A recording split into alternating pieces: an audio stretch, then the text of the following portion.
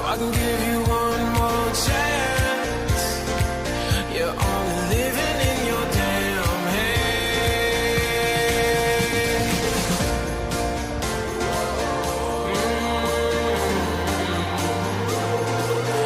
Yes. Without you by my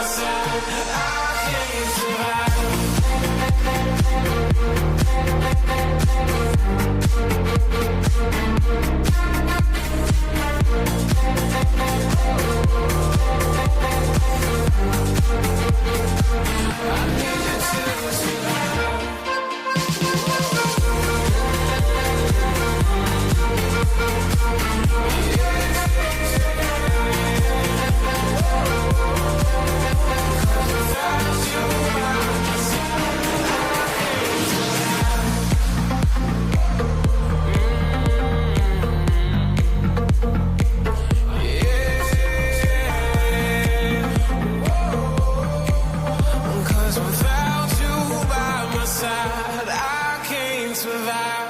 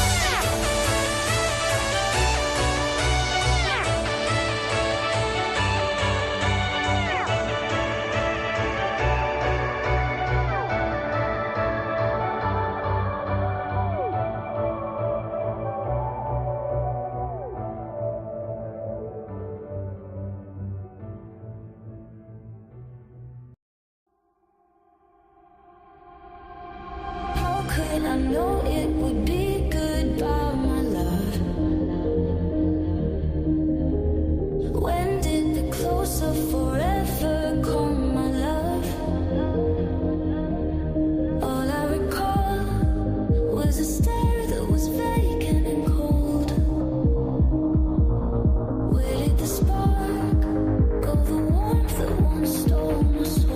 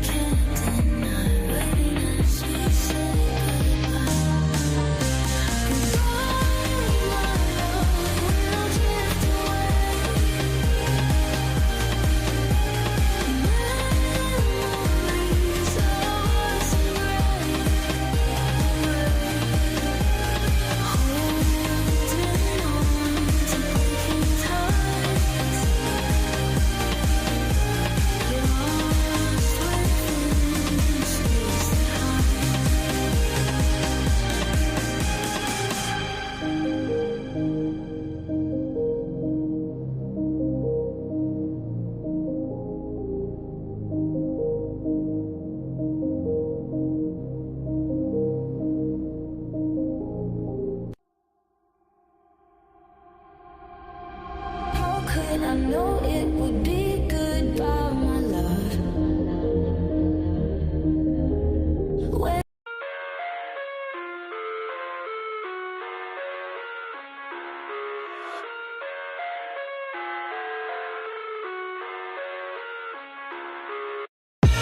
I live inside my own world of make-believe. Kids screaming in the cradles, profanities. I see the world through eyes covered in ink and bleach. Cross out the ones who heard my cries and watched me weep. I love everything.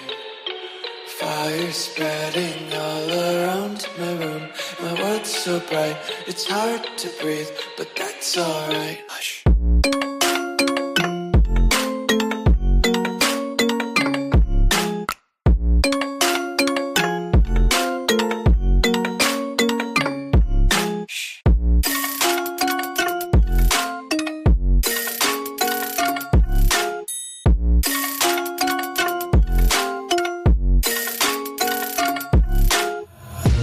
Take my eyes open to force reality. Why can't you just let me eat my weight in glee? I live inside my own world of make-believe. Kids screaming in their cradles, profanities. Some days I feel skinnier than all the other days. Sometimes I can't tell if my body belongs to me. I love everything. Fire spreading all around my room. My world's so bright, it's hard to breathe, but that's alright. Hush.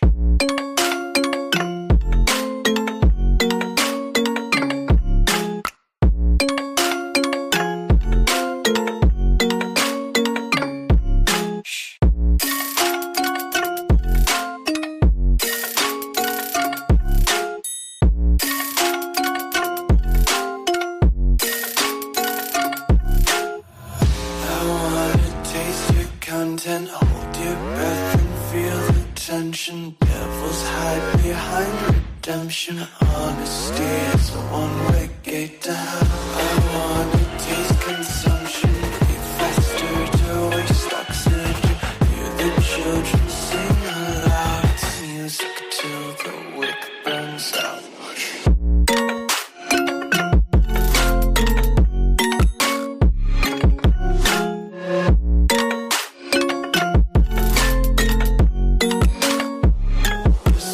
Be carefree lately, yeah.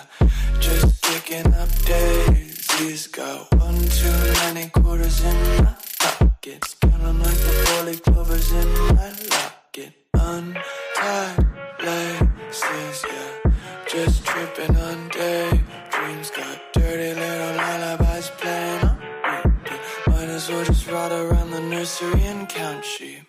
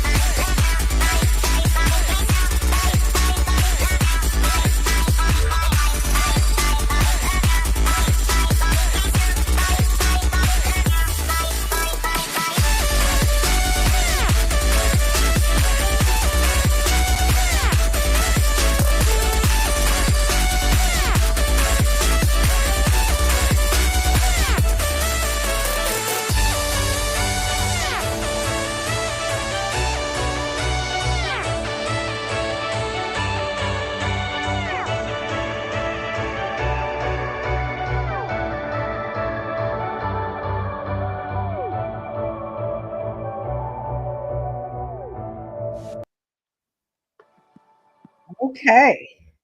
It's 4:00. Yes, it is. We And have probably, huh? We have a few here already. Probably as everyone noticed that we have changed our time. We were normally at, let me lower this off.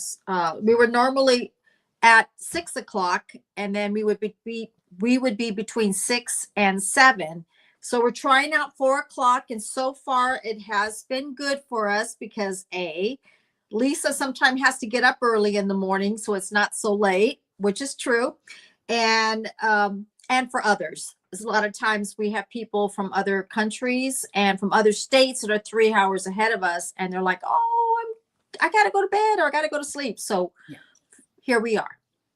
Yay. Yes. I'm Cindy with Cindy Lifestyle and More. And if you're new to our live, I do vlogging, beauty, and skincare. And also I do live stream with my sister, Lisa.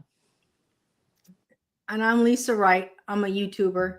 Yes, she is. And Definitely. part-time Target employee. We have some comments. Okay. So Todd, if you're still here, hi Todd, welcome. And thanks for hanging out with me while I did a little bit behind the scenes. I thought I would like show the setup and whatever. Great. Oh, and before I forget, we yes. also have Facebook friends. So we got 2 on the house on Facebook. So I always try to make sure that we say hello to them too. And hi, Facebook people. I wish I could see your comments. And for, I'll watch them. I'll watch them. There we go. Now we got comments on stage. I left the comments off. Yes. And then I'll let Lisa watch the YouTube. Todd says that we hope we're having a wonderful, blessed day. Very busy day today, Todd. Very busy. Yes. And then send prayers, hearts. Todd wants to know what's discussion for tonight.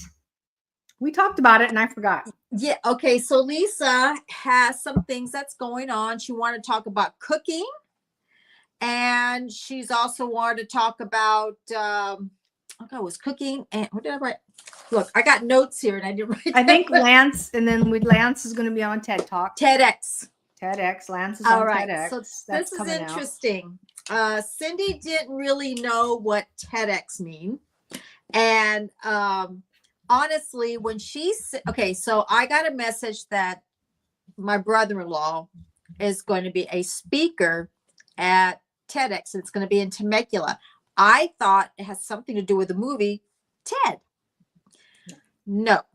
So I went on to TEDx, and it's a convention. It's speakers, that they choose, and they go up there, and I guess you get chosen. So that's as much as I know, because I don't want to go any further, because I don't want to start saying things I do not know. Right. So I'm going to let Lisa take over from there. Well, TEDx, they have series all across the country.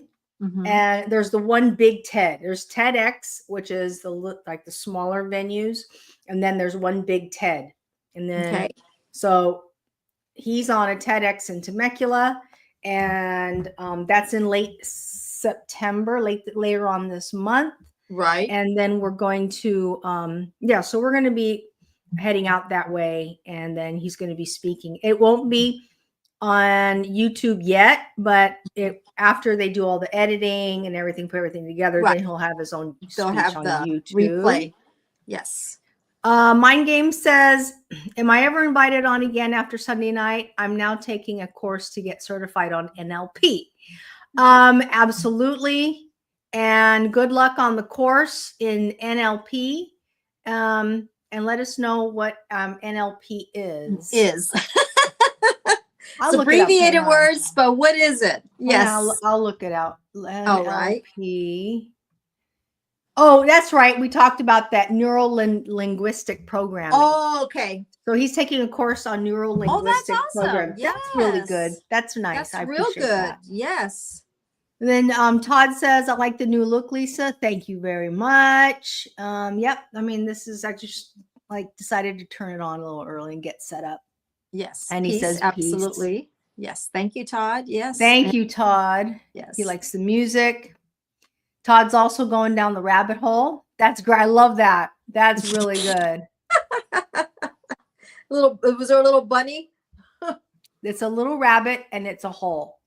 Good That's taste in cute. music. Appreciate it. I'm just using StreamYard samples. How are you? I'm just using the StreamYard samples. I just downloaded the music. In the StreamYard gives you the option to download additional music. I went on YouTube. I went down the list of all free, copyright, free from copyright, etc. And it's not that huge of a library, but I just said I'm just going to grab these and I'm going to put them up. And you want to make sure it consigned with StreamYard, that because sometimes I go on iMovie, and it happened to me a couple of times. I'll use a music, and then all of a sudden it says it was fine with YouTube, but it wasn't. I didn't get no strikes, but it still showed a copyright. It was like, okay. Yeah, you did your homework. Yeah, copyrights don't bother me.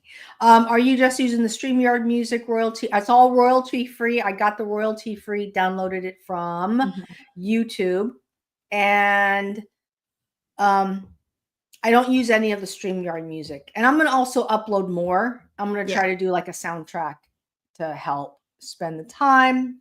Cindy says hi to Todd, and Todd says, "How you doing this evening?"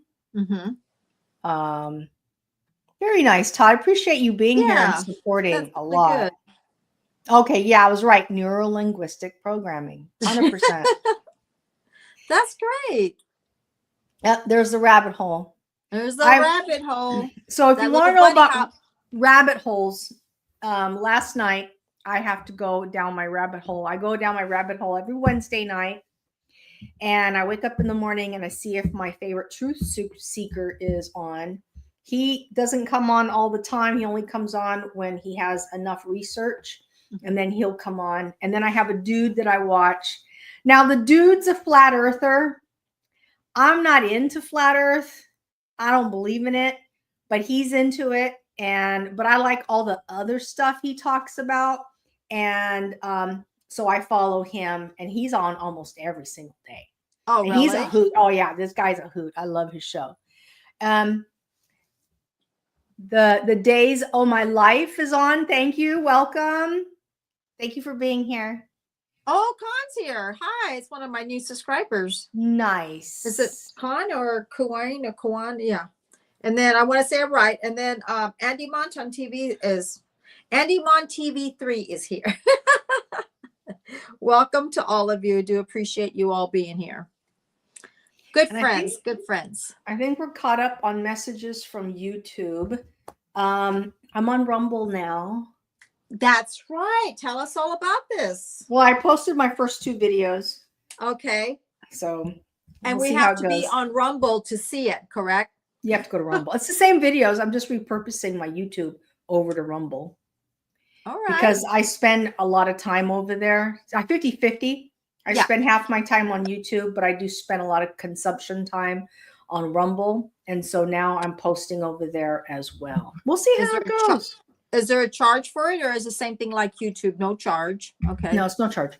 They have premium, which is a way for you to avoid the ads. Andy Monson's happy face. They have a way for you to avoid the ads, and the ads are hilarious over there. Oh, really? So they're a little bit of comedy? There's nothing compared. There's the ads over there is insane. Like it's out of like left field. You know what I mean? You're not going to get those ads over on YouTube. They're a trip. So yeah, I just decided. Oh, wow. How exciting. So it's all independent creators. And I wish I had done it years ago as well, Rumble, because I started watching it back in 2020, 2021, 2022. Yeah, I started watching Rumble. So all right. Lots changed. A lot has changed. Yeah. So yeah. That's good. Okay. And then cooking. What are you talking about? What's the thing about cooking? I'm going back to be doing in the kitchen. Okay. There's going to be some days where we're live and I'm making dinner. Yep. Right. You were mentioning that. Cooking is so much fun. Yeah. And I like it. And I'm going to be, I told Cindy, don't be surprised if I'm in the kitchen cooking. Yeah. Because I do have to get dinner ready by 4.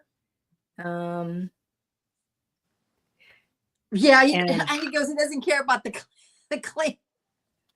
That's the only thing. Megan cooks enough for me. I have to go in there and cook the pots and clean the pot. I mean, not cook, clean the pots and pans and clean everything up a little bit. that's the rule. Whoever cooks, don't do the dishes. But I like to keep it clean as I go. And so I clean as I go. So anyway. Okay. And what else? What else? So yeah, I got that done. I got the Rumble thing done. I got I had to go shopping today. I know I never buy clothes. You know that. You never buy clothes? I rarely ever clothes. shop. I hate shopping. But we're going to a wedding on Sunday. Oh, so you had to go buy a new outfit? I had to get something because it's been hot. So. Yeah. So I had to get, and it's an outdoor garden. Outdoor. At the Quiet Cannon. It's yes. Montebello's Quiet Cannon. Yeah, that's a nice place. I went to a wedding there for years ago. I went with, remember our old friend Ernie?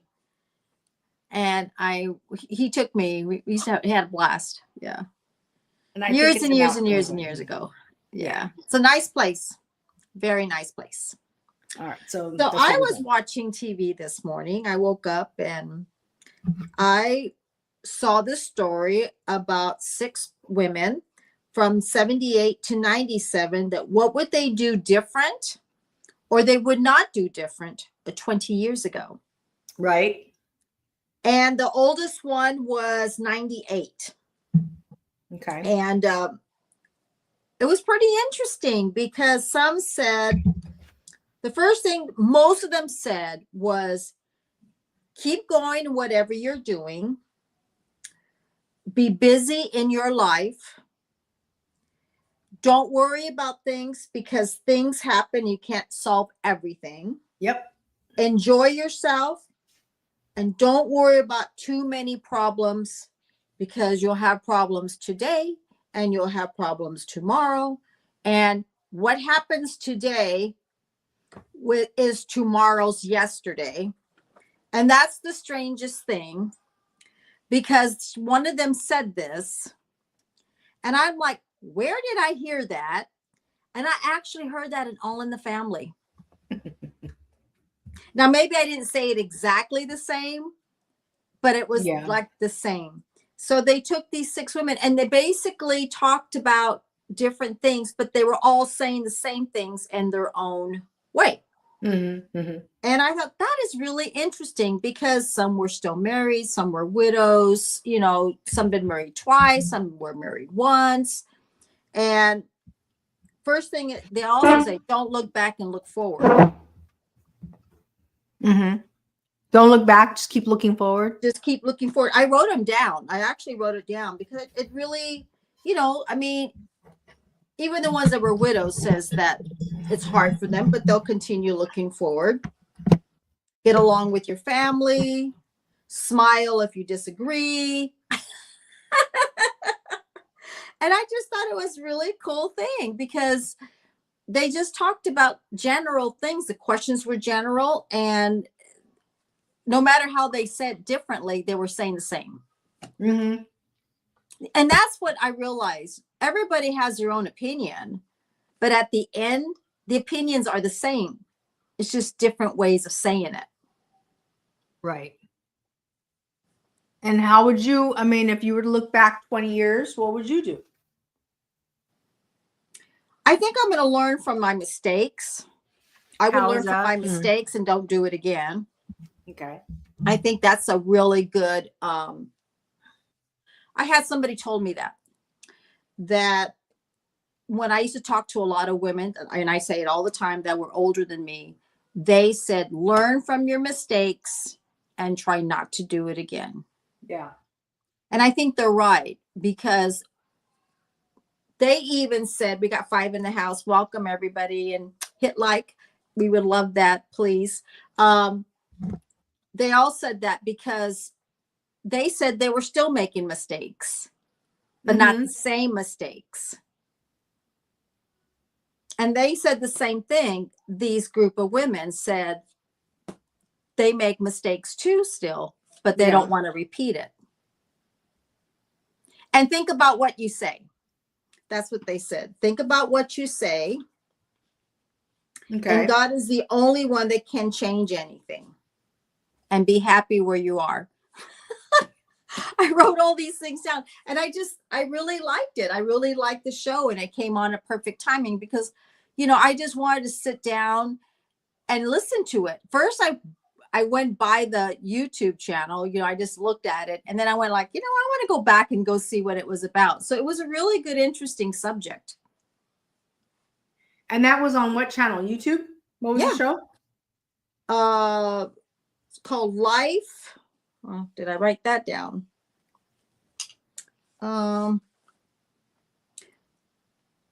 Life, would you do different from your 20s? I just did a video about that the other day, by the way. I just did a video. Yep. I just did a video about what would you say to yourself when you were 20? And I said that I learned, if I were to talk to my 20-year-old self, that I learned that life runs in by decades. So like in your 20s, you're learning, in your 30s, you're doing, and in your 40s, you're kind of like stepping down a little bit. You're getting burnt out. Mm-hmm. And in your 40s, 50s, and 60s is where you hit midlife. And that's when you start, not that you don't care anymore, but that's when you start having that existential experience in life. Right. Also, I said, don't share your wins with people at work, because there's people at work who don't like it when they see you win. So don't tell everybody to that. Don't tell everybody everything about your business. Oh, they did say that. Oh, they did? I think so. Yeah. I still got reading. I got notes back here. Okay. Oh, make your own happiness. Yes. Make your own happiness. Learn to live with people. And if you don't agree with them, then don't say anything. Just smile. Okay. So it was God, what is it? Life regular? I wrote it down here, but I scribbled it. Back to 20 years. Okay, maybe that's it.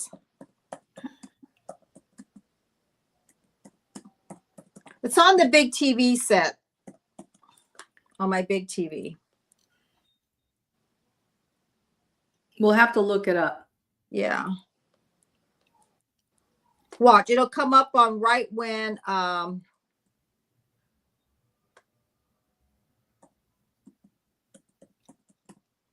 I'll let you know next time so we don't drag this on. Yeah. I'll find it. That's good. One was married to a minister, but then she hurt herself. And life does not diminishes. And life changes as we go. But keep your same values. I wrote a lot down, I mean. Yeah, you really listen to them. Hey, Cindy, Todd, and Andy. And then Peyton says, hey, Lisa. He also says, hey, Cindy. Peyton's here. Hi, Peyton. How are you? Welcome. Lisa and I were looking at some things, but I'll find it. I'll find it for you, Lisa. I promise. It's on my big screen. I didn't watch it on this. Okay. So that was a really good one. And you were watching that today? Yeah, this morning before I came on. And I thought, I want to mention about that because we've talked about that, and I guess who's ever talks with them, he talks about different things, different subject. Like there's another one he's going to have with them, but it's not about this, it's about something else. Yeah. So I guess it's like a little show that they had. I don't know how long ago it was. I didn't see the bottom part, but I just watched it and really enjoyed it. Nice. And Peyton says, you're doing good? Okay, good. So any other, well, I guess I'll just keep talking. I guess so. Okay, so the other thing was hours have been kind of slim, so I've been checking for hours. And then Okay. I was a little emotional today. I had my little down, so I'm trying to get myself back up. Oh, and then I've been watching there's another show I've been watching that she's not a widow anymore. She's been remarried, but it's about grief and how she is remarried. Her kids have grown, but she still grieves with her Okay. first husband. So that's been an interesting video for me because it's reality. Not everything that's happened in her life is happening to me, but circumstances that she said is very true. Okay, so and she had a YouTube channel before she got started and before he passed away. But she's more of a do-it-yourself video, like she does those kind of things like cooking and fixing. And, I haven't seen the rest of her videos, but she talks about grieving and talks about different things. So I've been watching that as well. I've been trying to watch things positive, motivational, trying to answer my questions. And this is another thing that is pretty true. So I've been kind of praying, asking. I always feel like when you ask, I feel like the Lord says things in other ways. He tries to answer it. And a lot of times when I'm going through the YouTube channel, things will come up in different times. And it kind of relates to a question that maybe I had 3 weeks ago or 2 months ago or even 6 months ago. But it relates into questions I've asked throughout my life. Okay. And I like that. Or if I'm driving, I'll see someone's license plate or I'll see a sign. And it has nothing to do with grief, just questions that I've had. I feel like it'll answer me. And it'll be like, that kind of answers my question. Has that ever happened to you? Yes and no. I mean, you seem to have really paid attention to it, and I'm like passing. Oh, okay. I guess that answered my question. But yeah. I think that when I really look at something, I try. I drift away and drift back in, drift away and drift back in. But sometimes when I really more aware, it'll answer me because you can't come up and have a cup of coffee with me and answer my question. But certain things will answer my question. So I've been, and then like this channel that popped up with those women, it was pretty interesting. I think that one time ago I asked something and they popped up, and a lot of things that they mentioned was things that I've asked questions about. Well, Google does listen to you. Really? Oh, Yeah. when you put it in the computer system. No, it listens when you're talking. Like right now? Like when you're just running around the house, in the car, just talking to family, friends, whatever, the Google is listening to you. Really? Yeah. How did you find that out? It's always been like that. Really? I thought you have to go into it and put something in the computer for it to get what you need. No, Google listens.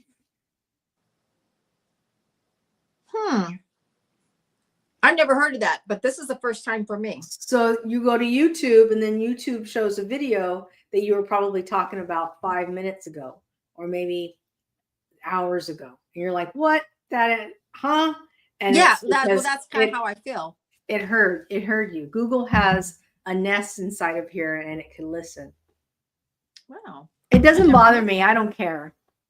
It's like, it doesn't matter to me. I don't care. So yeah, some people get paranoid about it, but there's really no point in it. It listens to you.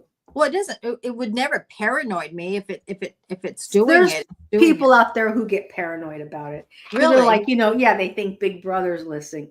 Big Brother's been listening forever. I get some people say I don't do social media. Okay. But you have one of these around with you.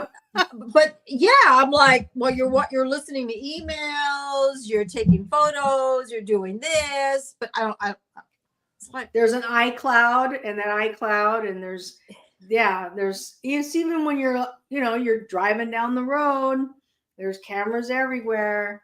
It's but just a part of public safety, right, and it's a part of marketing and innovation. Whether you like it or not, you're stepping into innovation. That is right. doesn't matter.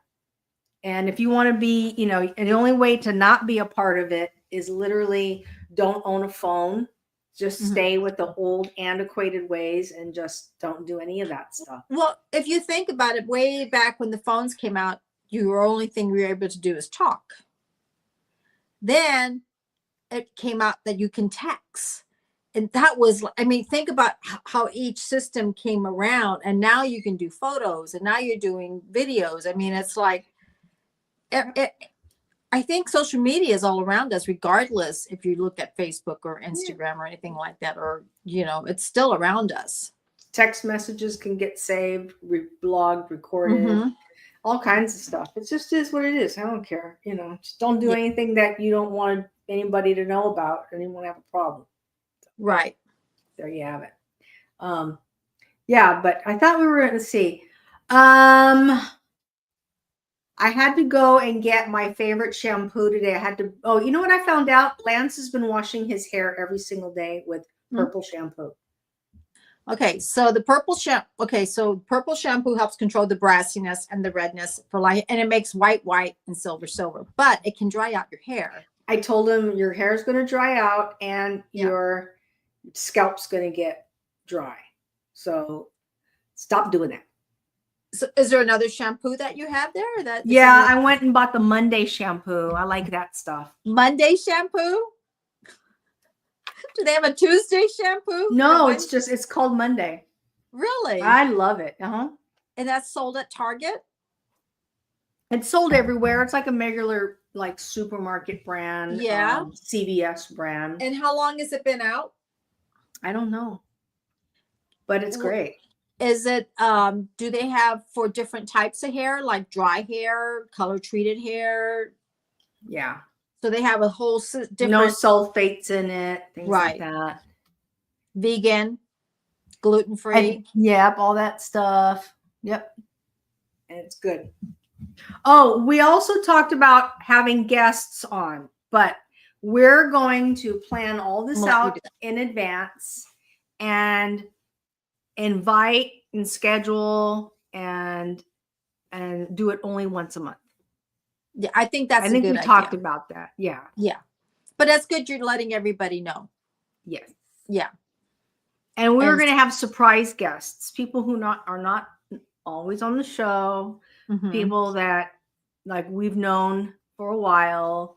Some women are going to come on the show. We're going to invite maybe even some people who, have like little businesses or have a friend who's a t-shirt company. Yeah. He makes t-shirts, hats, stuff like that. Put your logo on it. Exactly. Someone like that, talk about how they got started, what do they do, who do they serve, how they do it, how they mail that stuff out, all kinds of stuff. And do they make any money from it? Right. Anything. Somebody may do, I'm just giving it up there. Somebody may do clay, you know what I mean? They make pots and clays. They do art and things like that. Right. So it'll be different. And I like listening to people, what they do in life. Because again, not everybody's the same. You know what I'm saying? So I think that would be really fun.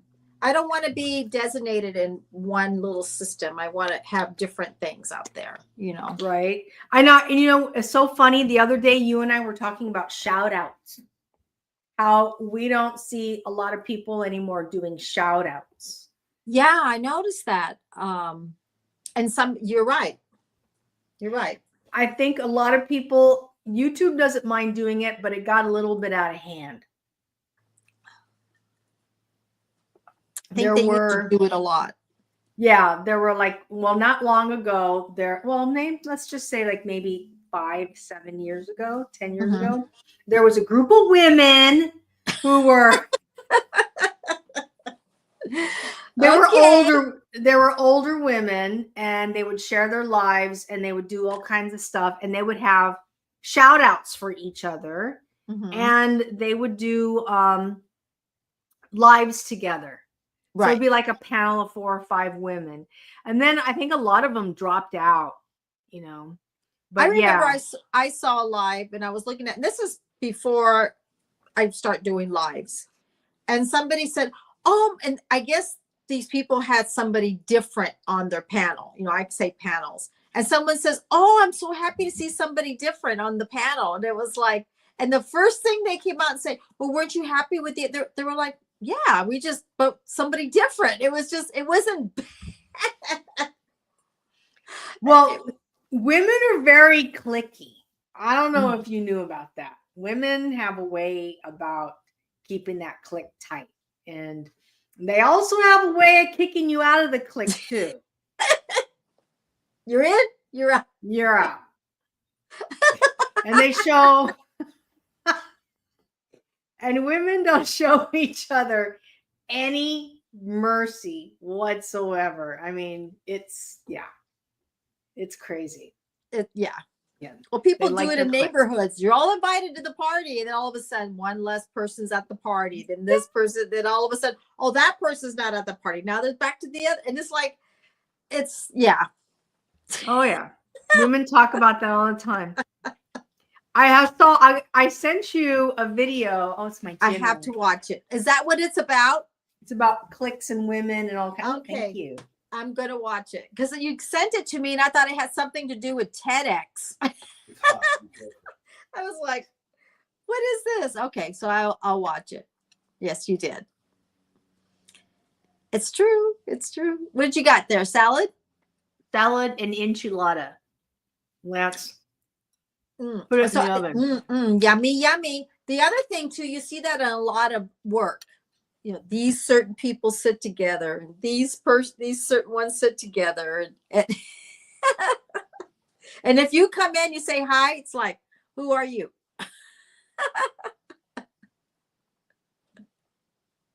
Are you new? No, I've been here since 2017. Oh, do you work every day? No, no. It's like instead of being positive, just say hi.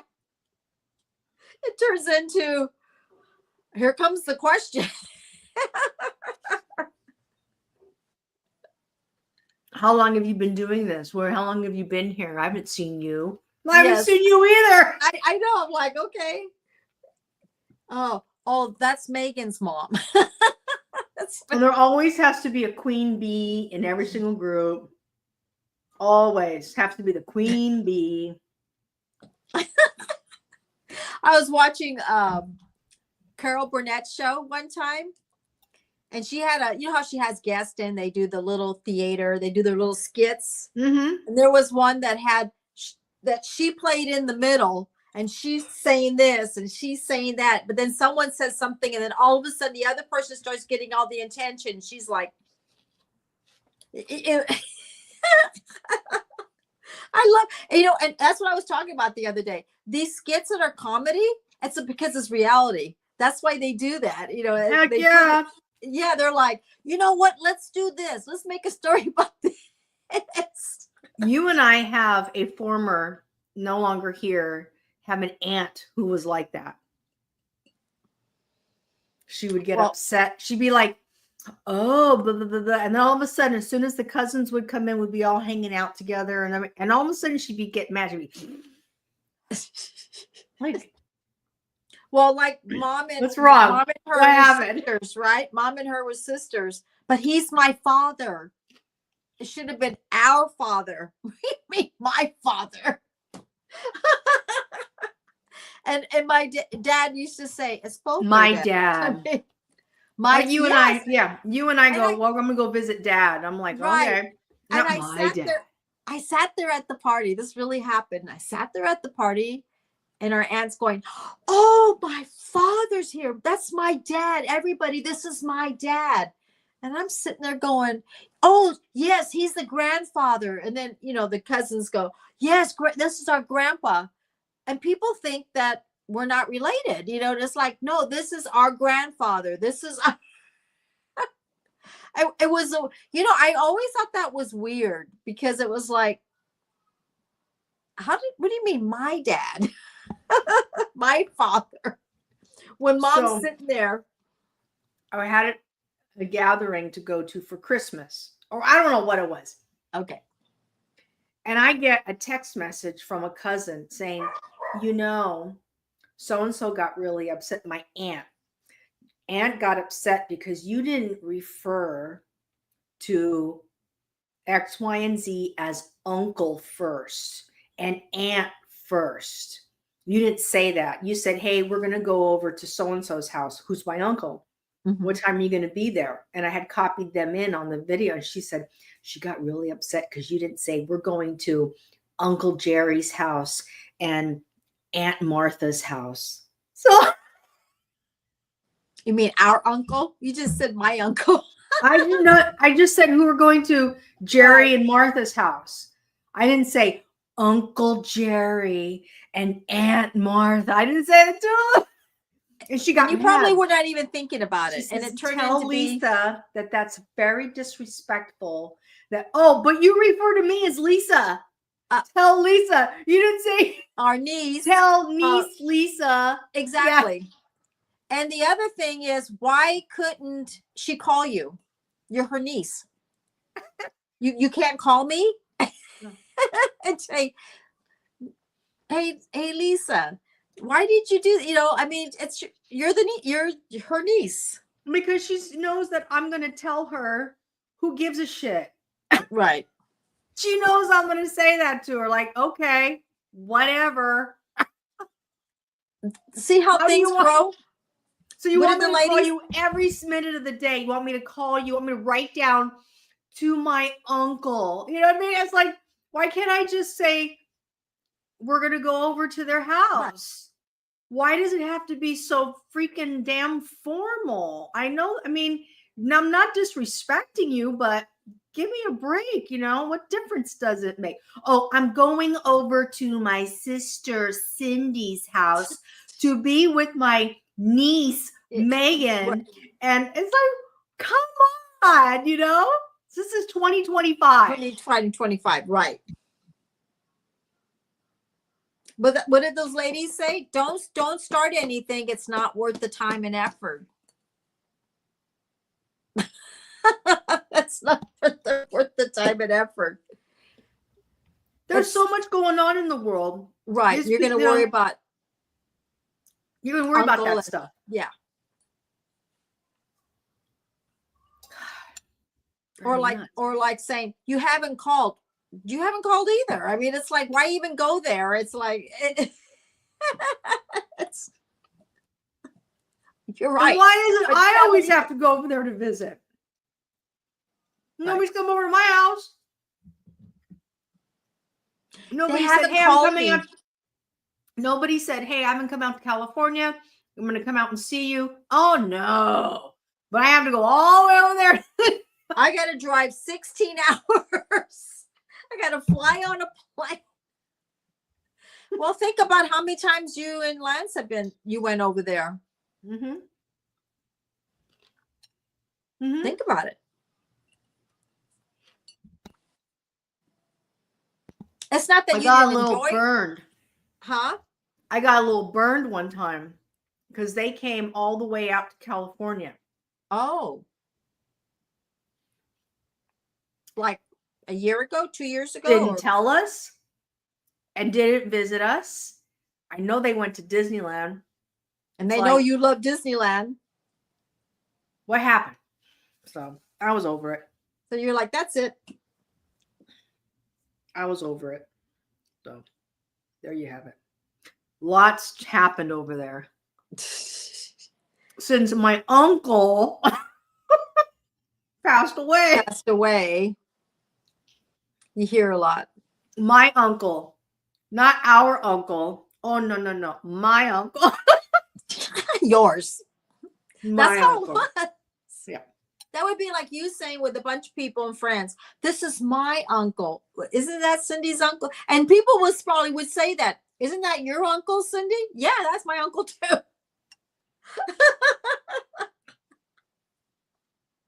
Yeah. That was our family dynamic growing up. And Mom still says it, my dad.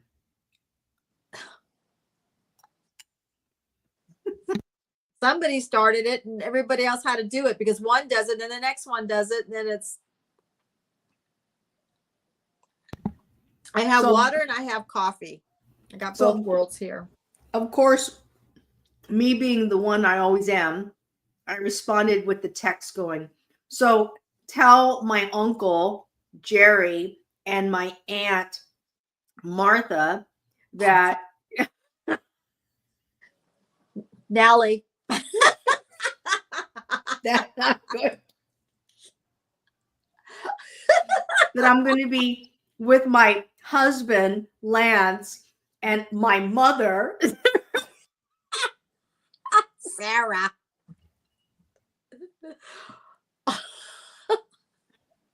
Insane. She laughed. She thought it was funny.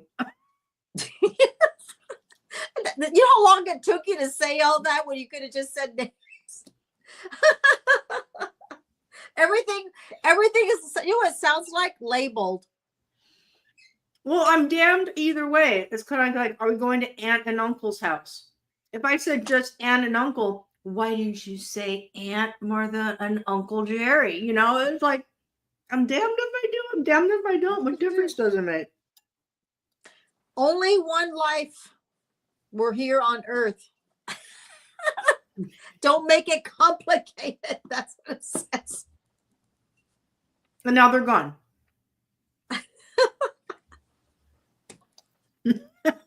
Like Mom. Yeah. Cynthia. Yes, Mom. What is it? Because it's something that I need to know about. Cynthia, guess what? All right. What is it, Mom? You got my hair goes behind my ears. Got my full attention. It's never always good news. It's like, guess what happened? Damn. Guess what? Guess what happened? When I used to drive from here to go see Mom in Whittier, it was always before I even walk. As soon as I walk in the door, guess what? What would she tell you? Huh? Just anything happened in the neighborhood or something. But I didn't even sit down yet. I didn't even. Guess what? Look, let me put my stuff down. Let me relax for 5 seconds. But she wanted to make sure that she told me, you know, it was like, okay. Yeah. It was like, okay, what happened, Mom? I'm like, well, let me put my stuff down and we'll sit. I'll be right there. I'm like, I've been driving for 4 hours. Let me relax for 5 minutes and then we can go from there. I had a weird dream of Whittier, you know what I'm saying? And I had a dream of that when Dad thought he won the lotto. Okay. And it looked so real because I remember like the dream looked real at the time. Okay. Of course, when I woke up, I can barely remember it. But I was like, oh my God, that really did happen. That ticket. And remember, Mom, I knew something. I woke up this morning and I knew something was going to happen. And she's making her waffles. Bacon and her potatoes. I knew something was going to happen. The lottery. And it took you. I'm sitting there going, are you sure? Are you sure? Because he had 2 tickets, you know. You're like going, wait a minute. Look, you're all, give me all the tickets. No, Lisa. I told you. I felt something. You know. Boy, he had to go take a shot of whiskey. He had to go open up his can of beer. It was like 10 o'clock in the morning. I just don't know what happened, but I remember I was like, this big commotion in the kitchen, and I'm just sitting in the back room doing something. I don't know what I was doing. And you came out and you straightened it all out. Okay, so the lotto tickets used to, I don't know if I haven't bought lotto They tickets. used to print out a ticket for you. I think And they then- still do. Yeah. He had his lotto ticket, he had the sheet, and then he went to a printout. But I don't know, did he have 2 or 3? He had 3 of them, right? I don't know how he got 3. The printout, he went over and I think he got the lotto ticket winner number. It looked like a lotto ticket. Okay, then he had his. And then he was looking at it was weird. But and he then, had another one. That's what I didn't understand. So what happened was he got his ticket, sat it somewhere, and then had the 2 of them. Can you imagine if he would have gone into the liquor store? I wouldn't be surprised. I don't ever know. Running, I won.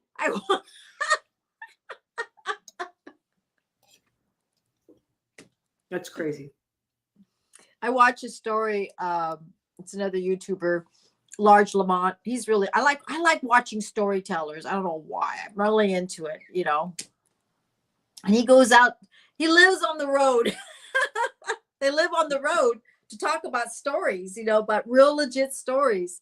And I guess there was somebody on his like last dollar, didn't have a job. You know, there's some stories, you know, and it's actually a true story. You can look it up. But what it was, they actually go to the place where it happens. Like, that's the liquor store. That's the house, you know. And he won. He won like millions. He won the lottery. He won the lottery. Like, Okay. yeah, he's sitting there looking at his ticket and he won. Okay. Well, to make a long story short, so him and his girlfriend, he didn't get a financial advisor. He's never had a lot of money. And he spent it basically. Moved to Florida and he's buying, people were asking him for money. They're buying this, they're buying that, they're buying this. And I think he bought a plane. Like a plane, a private plane. I have to send you the YouTube, but it's like, you hear these things happen, and he actually was living in a squalor place. Uh-huh. They lost everything, taxes, money's gone. They lost their house. We're talking about a big, gorgeous house. They spent it. They spent it like, let's see, I think he won it in the 90s. Don't get me wrong, but I think they spent it like within 16 years or less. Like, they could have just lived off of the residual interest. That's what he was talking about. It was either 16 years they spent it or 10 years. It was something like that. Okay. So they're living in and drugs. They got into drugs. Okay. So they're living in a business. They found them in a business, living there. There's needles everywhere. It's a sad story. And he goes to that place too, where the place is at. He talks about everything. And I'm just sitting there, going, my God, they get a divorce. They get separated. She goes to jail, I think. He goes to jail, I think. And he dies. Everything is gone. Everything. Do they have kids? No. Okay. But it's, and Greg used to watch lottos and it's like, it shocks me that you can win this kind of money and it's gone. And you have nothing to show for it. Wiped out. Wow. Yeah. So there's a vlogger that does that too. He goes out to places and talks about that, of all the things. Sometimes I can't even watch it because it's just like, I don't get it. It just. There's a guy here in California, in Los Angeles, and he talks to the people on Skid Row. Oh, yeah, yeah, yeah. He goes up to them in their tents and all that. Yeah. And then he'll have them and he'll have like a studio and then he'll interview them. It's It's a Bubble Labai he goes they go in his studio and they talk to him, right? Yeah. He was on Joe Rogan. Yeah. And he's the one that went to the Whitakers in Virginia. Yes. Yes. I watched him too. Yes. He's a storyteller and they're true stories. Yeah. Yeah. Yes. I watched everything. He's really good. He He's interviewed talking people about life. that I didn't know them, but I knew them on the street. I Yeah. knew who they were. And I'm like, oh, I was familiar with that guy. Oh, You actually saw some? Oh yeah. That you actually or heard of, right? You've heard of No, it. I worked off of Skid I Row. worked in a business Right that near it. that was on Skid Row. No, Right, on Skid right. Row. I remember that. Yeah. And I knew the guy who had a big dent in his head, the black guy, and he had to wear like his hair covered with. He had a dent in his head? Yeah, he got shot in the face by Oh. He was a victim of a drive-by shooting. And he survived. wasn't into drugs. He wasn't into anything. Just one day he was a victim of a drive-by shooting. And he survived. And he survived. He had his face blown out. And so he was never really able to recover from it. And he ended up on Skid Row begging. And he did that for years. And I remember him. Oh, is he dead now? Or is he? Mhm. Is he gone? He died. But it all because of what happened, right? It was all because of what Legend. happened. He became a legend down in Skid Row because of the story that he told. Yeah. So he actually got a chance to have him in his show. Mm-hmm. Yeah, he's also I think he went to Arizona. Like he's following this lady in Arizona and making sure she's okay. And he goes down there and he helps too. He tries to help, but he can only do so much, But really nice. I watch him. I love true facts. That's what I watch more about when I'm not doing our I don't watch a lot of that stuff. The documentaries. Because it brings me down. It brings me down. Oh, it doesn't. It's true life. I mean, I'm like, it's true life. I live in a fantasy. You can't hide anything. That's how I feel. You can't hide. It's there. That's why he shows it. You know what I mean? Or there's another guy that goes down and he goes, the business is gone. It's not here anymore. The guy, I watch different things, but that's the some Russian of them I do watch. Huh? The Russian that lives in the Russian who shows Venice Beach. Yes. He's friends of no, Adam. he's German. I think he's German. Oh, okay. I thought he was Russian. Yeah. Okay. And he does tattoos, I think. Oh, he does? Okay. Because he has his own shop, and I think it's a tattoo. Greg used to watch him. He also always showed like the different stories and yes, downtown and stuff, how much he knew. But it's life. It's true life. How much has changed. Yeah. Yeah, it's true life. But I like facts. I like true stories. I don't like to watch other things, but I like watching paranormal, like things that paranormal stuff. Yes, I like watching that. Paranormal. I always say paranormal. That hotel where that girl, huh? The hotel where the girl was in the tower, the water tower, that was right around the corner from where I worked. I told you about the story. You can look up the rooftop, and the hotel was right there. Yes. CeeLo. Is it CeeLo? I think it was that's called, right? Hotel. I'm trying to remember the name of the hotel. Cecil. Cecil. Cecil Hotel. Yep. It was right around the corner from where I worked. Remember the big old story about what's his face, what's his nuts? Him and his girlfriend had the apartment in downtown. What's his name? Johnny Depp in the big old trial. Mm-hmm. And he lived at the Kodak building. The Kodak building was right around the corner. Oh, I know. Right around the corner. Yeah. I see. That's what I'm saying. If I would have watched some of these stories, I never would have knew about that hotel until I watched one of those YouTube stories. I couldn't believe it. Couldn't believe it. It's a true story. Those are things I like watching because I know it's true. But I happened to be watching YouTube. When you watch one story, another one pops up. You know what I mean? And I was like, what is this about? And I'm like watching it, and it goes from the 1930s, like way back in time, that's been open there. And a lot of things that happen in that hotel, though. Yeah, they say it's haunted. Well, there's a lot of negative not energy anymore. There's a lot of negative energy in that energy. hotel. Yes, it's not open anymore. But there was a lady who worked there, like the manager of the hotel. Yeah. And she didn't live there. She'd go home. You know what I mean? Yeah. But she said it was always something happening. Right. But guess a lot what? of stuff. A lot of stuff. The gentleman, like the maintenance man that works around, nothing never phased him. Right. They actually talked to him.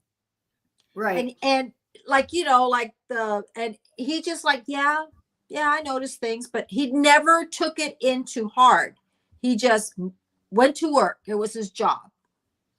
And that's what he did. How she got in that water tower is an impossibility. He says he locked it. It was locked, as far as I know. Those usually when you get up to the rooftop, they're always locked. Who would want to go to the rooftop of a hotel? Well, not just that. Go to the rooftop, climb up, and end up in the water tower. And get in. It's the darndest thing. It's like, it doesn't happen like that.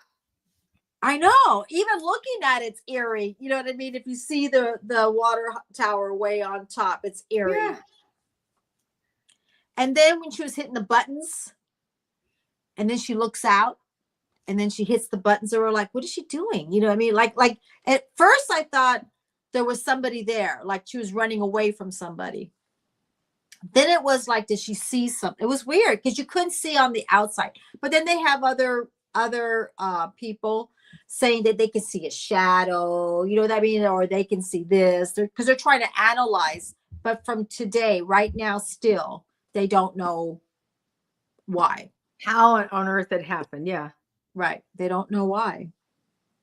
Can't figure it out. And, that's like one of the weird stories about it.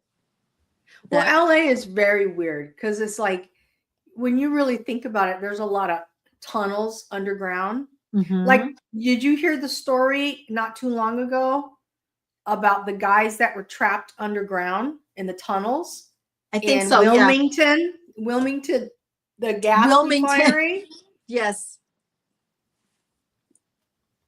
They had miles of tunnels. I don't know how they got trapped underneath there, but they were working. They were engineers or they were workers, because there's a big web. The Wilmington refinery is huge. But they even said it themselves. They don't understand. They couldn't figure it out. Yeah. So they got trapped underground. Yeah. And they knew there were tunnels down there. Odd. I don't know what happened after that. I don't know if they got out. I think they got out because there wasn't anything else. Otherwise, it would have made big news. But yeah, it was weird. I know. Odd. I'll be right back. I got this going on. I can never be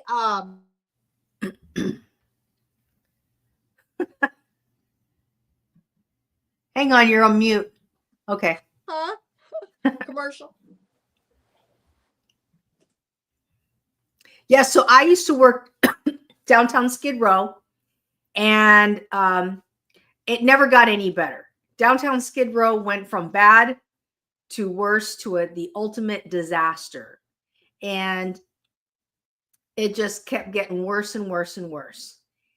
And I finally got to that breaking point where I was like, I cannot live here. I cannot work here anymore. It was becoming more and more dangerous. And and I left after the situation. So it just became more and more dangerous. It became more and more toxic. And I'm not talking about like human energy. I'm talking about toxicity. Like, it was a public hazard. health hazard. There are some things that you could see that you can't even talk about. And people, like, there was a lot of prostitution, a lot of crime, a lot of drugs, people living in tents, and it was not a good place. And I used to start like at 4 a.m. and get in the parking lot and then walk down. And it just got, and there was security guards always everywhere. Who can live like that and who can work like that? So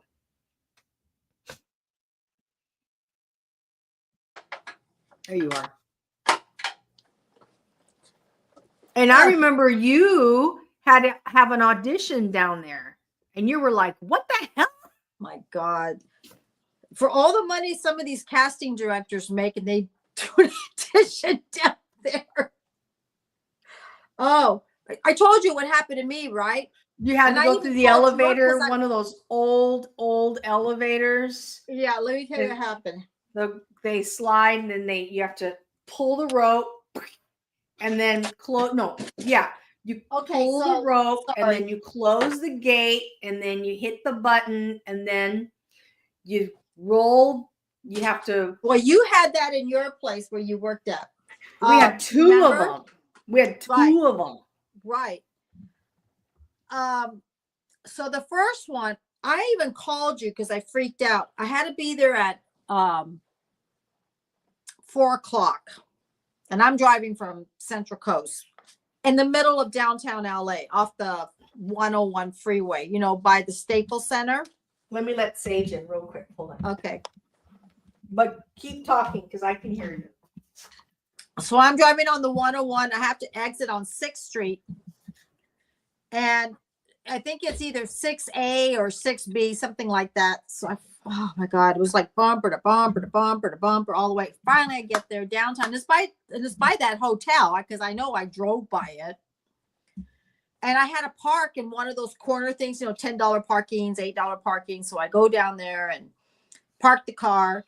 Then I got to walk down the street and everything.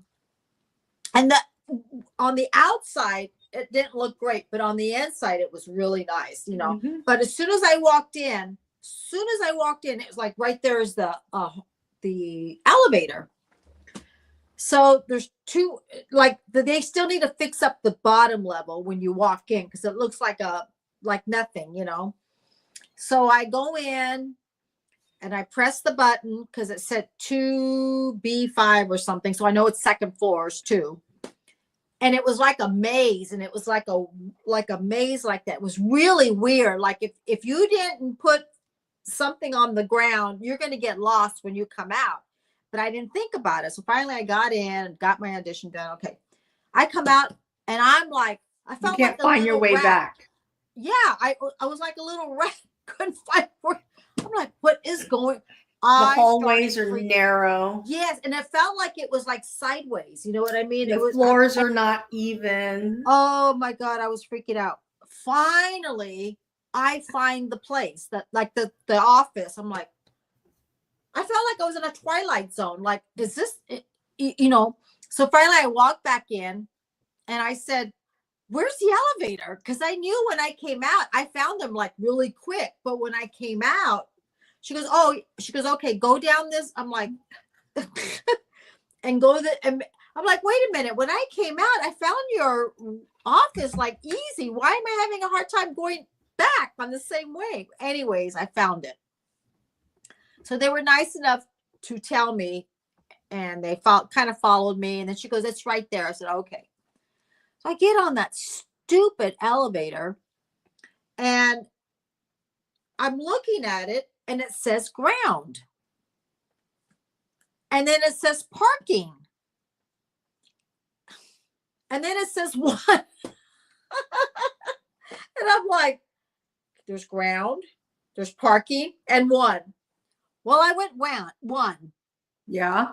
Oh my God. It opens up, and I walk out, and there's old furniture. It's like all the stuff from the past is downstairs, like the basement. Oh my You should have saw me.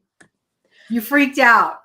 Oh my God, because you could smell the wood. I mean, I'm like, and it was probably like really like musty. it was, and yes, like a Twilight horror movie. yeah, like you're in a Twilight horror movie. It's like someone's going to come out. You know what I'm saying? I'm like pressing the button, and it's not, that elevator is not coming down. I'm like, and finally it comes up and the guy goes, are you, that's right. There was a guy in there. He was going to an audition, but he comes, I guess I was pressing so much that his came all the way down and it opened up. I'm like doing this and he goes, are you okay? And I'm like, get me out of here. Get me out of here. I was like, he goes, where are you at? And I go, I don't know. And then he went up. And then that was ground, which was, and then he went to second. He goes, well, thank God. He goes, I know not to hit one. I go, do not hit one. And then Greg and I had to go, and it was down Skid Row. And you get off the same place, get off the same 6th Street or something, but you have to go all the way down till it ends. And that's where the stuff is at. And Greg goes, we must be lost. So we make a left, and that's when you see all the tents and it. And Greg goes, oh, you drove through it all the way. We drove down the street. You pass City Hall. You pass it all the way down where you can't go anymore. Yeah. And Greg goes, where are we? So we make a left turn all the way down, and you can see the old windows are flipped out. Some got holes in them, like they've been thrown there. And Greg goes, are you kidding me? So we go inside, and that's the one, the elevator opens up like this, like it goes up like this, right? And Greg goes, elevator. yes. Yeah. So we open, and Greg goes, I'm wondering if we're going to someone's apartment, you know what I mean? Because some places have apartments like that, you know what I mean? But it didn't. So we go in, we press the button, and we go down the same thing. Old, musty, you come out and got all these rooms. And finally we get in the area, and Greg goes, and it's huge. The room is huge, but there's only like 9 people in there. Uh-huh. But it must have been cheap. It had to have been dirt cheap. So anyways, we leave. We walk down. We get back in the same elevator. Oh, hi, Fatima. This is from SSV. Remember, you're watching the live last night? She was on there. Hi, welcome. So I open up the elevator. The freight elevator. The freight elevator. And we get stuck. And it goes boom, like that. That happens. Yeah. Oh my God. So I'm pounding, get us out of here. And Greg's like, Jesus Christ, Cindy, will you calm down? He's pressing the button. Nothing's working. He says, hello, we're stuck here. Nobody answers. And you can see the thing in through there. You can see like you're in the middle, but you can hear it. Now, no one's, so Greg goes, someone's going to push the button and it's going to go down. But it doesn't, right?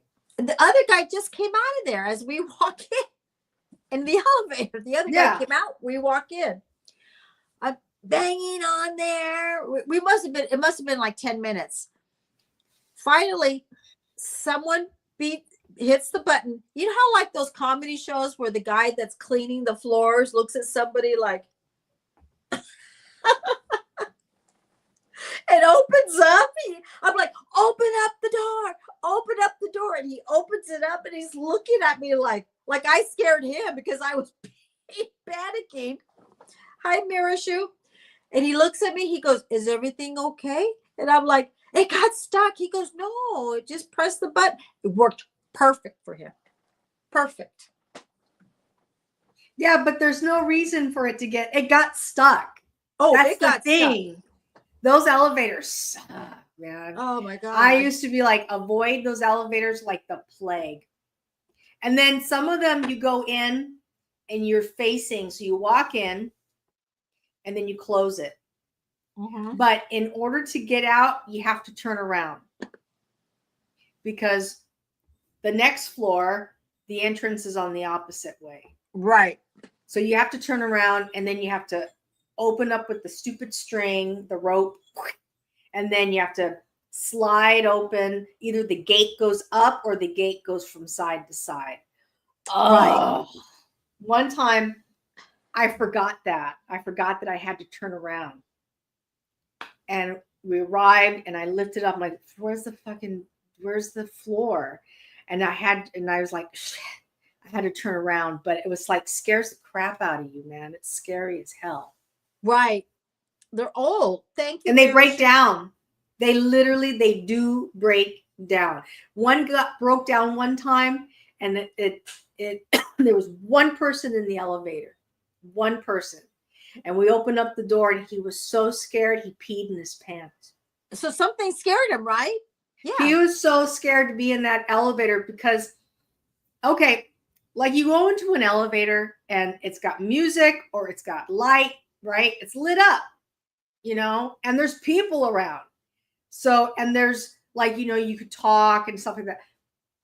These elevators have if no light, a dim light, Right. Like it's barely, and it's barely, dark. and like it's dark. just darker. It's ridiculous, and there's brick walls all around you. Yes. And it's just the creepiest feeling. And if you get It is. stuck, you're like, how the hell am I going to get out of this thing? There's brick walls all around me. And nobody can hear me. And then Greg and I, we went to Santa Monica, right? So we go in and we go in the parking lot, but we're going to go to Target, right? So you go to Target to first, second level, I guess. But there's two doors. One goes to the parking lot, one goes to Target. So Greg and I, we go the same way out that we came into the elevator, and we're back in the parking lot. And Greg goes, "What the heck? No, because you're supposed to go to the other side." I was like, "Oh God." Greg goes, "Where's Target?" And the man goes, "Oh, you need to go back in and then walk through." He goes, yeah, it's the craziest thing. That's why I hate going down there. And then we go to Trader Joe's. Same thing. Where's Trader Joe's? Go up the elevator. There it is.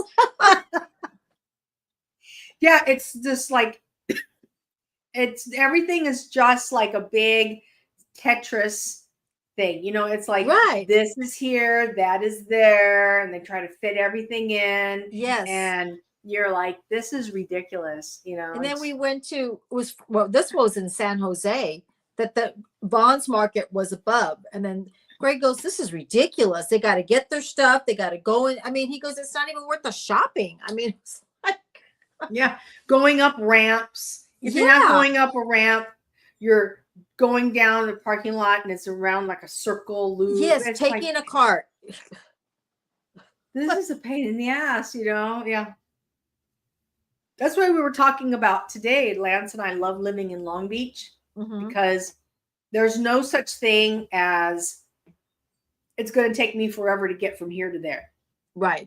And it's big enough so that there's parking lots, whereas most places are not, like in, LA, Right. No parking lots and no you can take side streets. You're going to end up in the same place and you're going to be okay.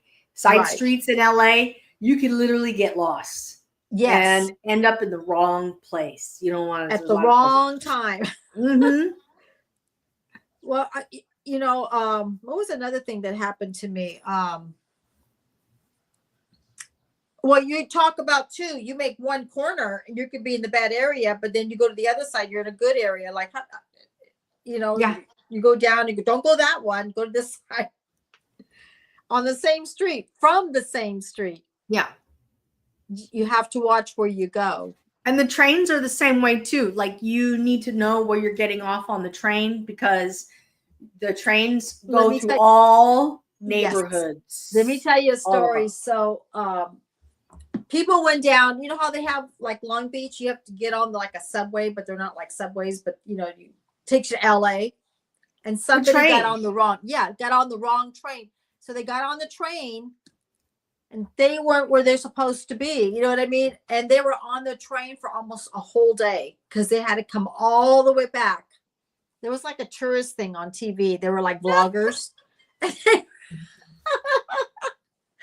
they were like, how are we going to get back? Because after a while, those certain trains are not working anymore. So they had to get off the train, go find the RTD bus or whatever it's called now, and get on that. They were like, forget the vlogging, put the camera away. They needed to get back when they started. I saw a vlog of YouTubers, some guys, they like to do night walking through like abandoned warehouses. Yeah. And they walked through the Sears building that is abandoned downtown LA. Oh, that's in by Soto Street. By Soto. Yeah, but it's not it's by City of Bell. Like Highland or something like that. No, it's Huntington Park. It's Huntington Park. Okay. I think it has a big S on it. It's the Sears building. Yeah. Yeah. It used to be a department store. Yeah. And it's in, well, we still say downtown LA. So but it is, but it has the old S on it. It's really it's the Sears building. It's an ugly looking store. It's the Sears building. So it's abandoned. It's the Sears department store. Yes. And it served all of downtown LA. So they were middle of the night. What did they do? They snuck in and they were filming, and they got caught by the police, and they come out and the police got them down, and they said, we're YouTubers. You know, we check out old abandoned buildings. And the guy goes, have you any idea? People get shot and killed in this building. Ooh. They're like, you're lucky we found you alive.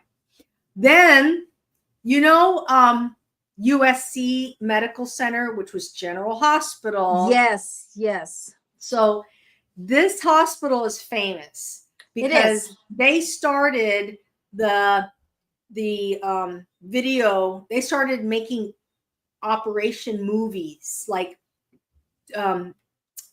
classes, but they would have cameras. Mm-hmm. And so they're the ones who started the entire thing. There was a medical school, and you could sit and watch these famous surgeons operating on somebody. Oh yeah, you can look down, and it's a big, look down stadium style, and you could look down. But they also had cameras that would zoom in the surgeries, and they would use it for research. That's all abandoned now. So these guys were running around the abandoned portion of the hospital, and we're looking and going in and checking out, and it looks like a ghost town. It's like people just threw their stuff down and just walked away. Wow. And locked up the place and never came back. When you papers, files, all kinds of stuff still there. They used to have, so when I was 14 years old, Sierra High School, they would have once a year, and they would have what do you call it? Like a, what do you call those things where you go a field trip. Field trip, right. And I wanted to be a nurse. So they actually we had a field trip there. And at the General Hospital, there's like red tape and blue tape. This blue goes here, red goes there. It was huge, right? Yeah. And it reminded me of the General Hospital TV show because it had which is the building. And I've seen movies, you know, on that hospital on the front. So I go in there, and there's people. As soon as you walk in, they're laying there on stretchers. I mean, like on the side here, there's one there. You walk in and people are on stretchers. Yeah. And a couple of them had the sheets over them. Oh my God. I almost fainted. I was like, and this is when nurses had the little white hats and stuff like that. And people are just moving. Right. I was in shock. Mm-hmm. I was in shock. I couldn't believe it. Yes, they're all walking by them. Some are moaning. Some are shocked. It was like, and there's all over the place. You know, they're coming out of the alley. Oh my God, that I'll never. You were forget. like, that's not for me. It's not for me. I didn't want to. No, it turned me off. Well, remember when they closed Loma Linda Hospital? Yeah. And that was the reason why they closed it, was because it was like a famous, like, you're never going to come out of their hospital. That's so like scary. It was just, people would go in there and they wouldn't come home. That's just weird, huh? The It's creepiest. I mean, creepy. LA is like the reputation LA has back in the, and mom and dad were born in General Hospital. It was Yes. Well, that bougie was at the that time. place. It That was like the a work of place. art. Yes. Oh, and they showed all the Art Deco. They showed all Mhm. the windows. Everything is beautiful. It's all still just sitting there. And then if you go, now I don't know if they still use it, but behind it is the morgue, like the all the famous morgue. You know, it's like when they said that, I was like, I'm not going in there. It's red brick. That's like the hospital that you should not take anybody to if they want to be like a nurse or a doctor. It's like turned me off so much. And then this is how they said, and this is the famous morgue, and where they were saying who, you know, all the, I was like,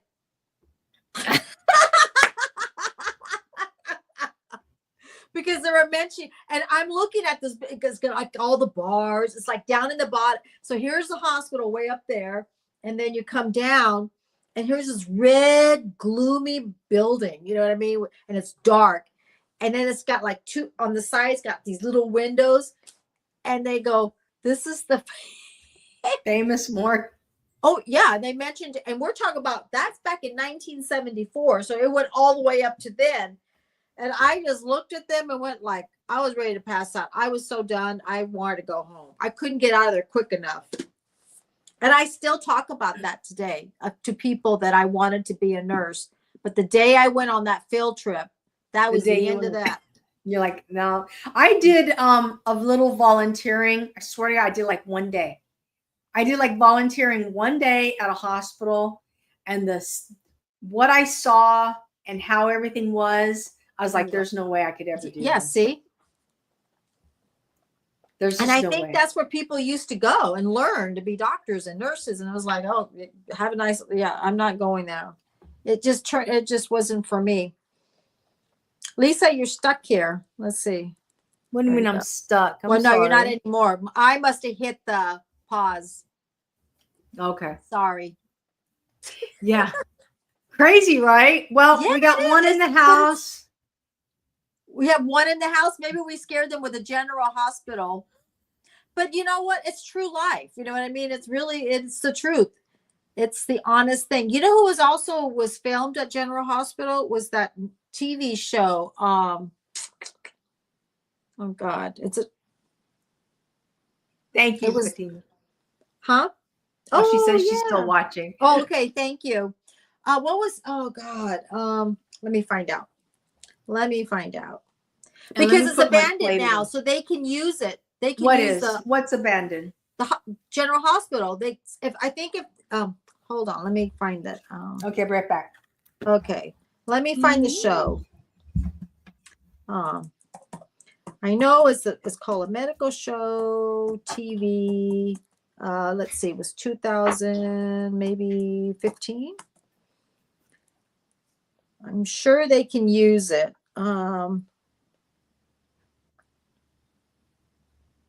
Let me put my eyeglasses on here, everyone. Let me see if I can find it. I think it was called Emergency Show.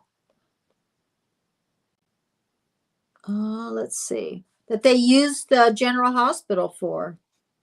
Watch, I won't be able to find it, right? Oh, General Hospital was filmed at. Okay. That was filmed at TV show, filmed at General Hospital. We have lots of leftovers. You have leftovers? Why? I made chili beans on Tuesday. And I made chili bean on Monday, and we ate it that night, and then we had leftovers on Tuesday, but we still have chili beans. Wow. So we had leftovers on Tuesday. Yesterday I made spaghetti with a meat sauce, and we had a salad next to it. and we had Texas toast. Texas toast. And we still have leftovers for the spaghetti. And then today we have leftover enchilada. Wow. Because we didn't finish Did you it. make all that? Well, I made the chili bean and I made the spaghetti, but I didn't make the enchilada. We went to Costco today. Okay. I should have done a Costco haul, but I didn't feel like it. Oh, okay. Well, they're saying a lot of people, they said Young and the Restless used it. A lot of different TV series have used the General Hospital.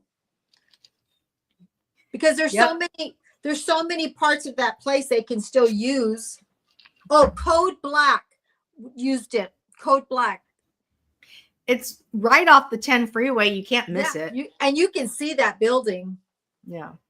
Yeah, you can see it.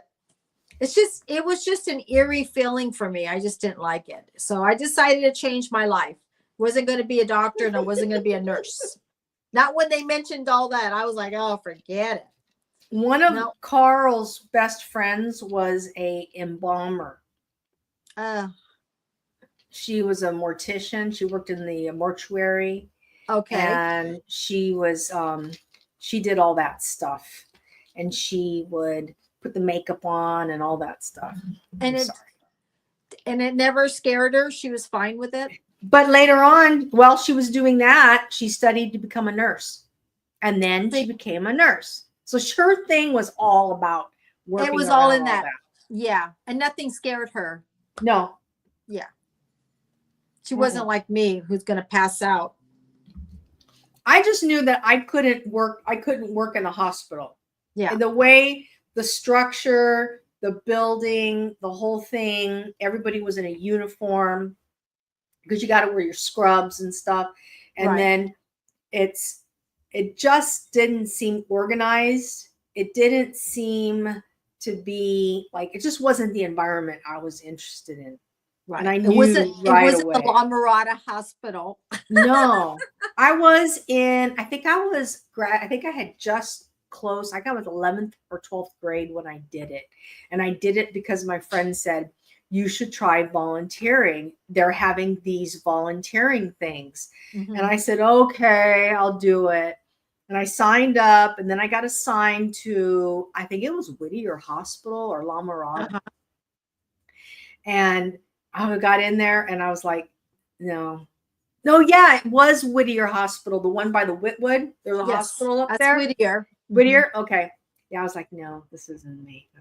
I'm never coming back. I'm never coming back. Did you never went back? And then I wanted to be a candy cane girl, where you go take flowers to the room. Okay. I wanted to do that. But then one of my friends at school loved it. And I don't know if it was you got paid or volunteer. I don't remember. And then she went into one of the rooms and then she found out that the person passed away and it really upset her, and she was like, I don't think I could be a nurse. She was like, oh, she felt so bad. She was like so happy. I forgot how it went, but she didn't do it either. She started working in a fabric place. She's in Whitwood Mall. But that's also, I think it was the candy cane thing they wanted me to do. So that's probably what it was. And I was like, visit people in their rooms. Yes. No. And then you wear, my phone needs to be charged. You would wear, I like a little red and white apron. But the other thing is that most of the people in these places are that elderly. Now, I'm not talking about the elderly today. We're talking about the elderly from days past, where these were like World War I veterans or veterans who actually saw not the Civil War. This was a long time ago. Right. If you were close to 100 years old in 1973 or 75 or whatever in 1980, we're talking about you were born 1880. Like, right. I think when was he president? That type of thing. 1860. Watch, we don't even know what. We're talking about that old, okay? When was Right. Lincoln assassinated? Let's see. 1865.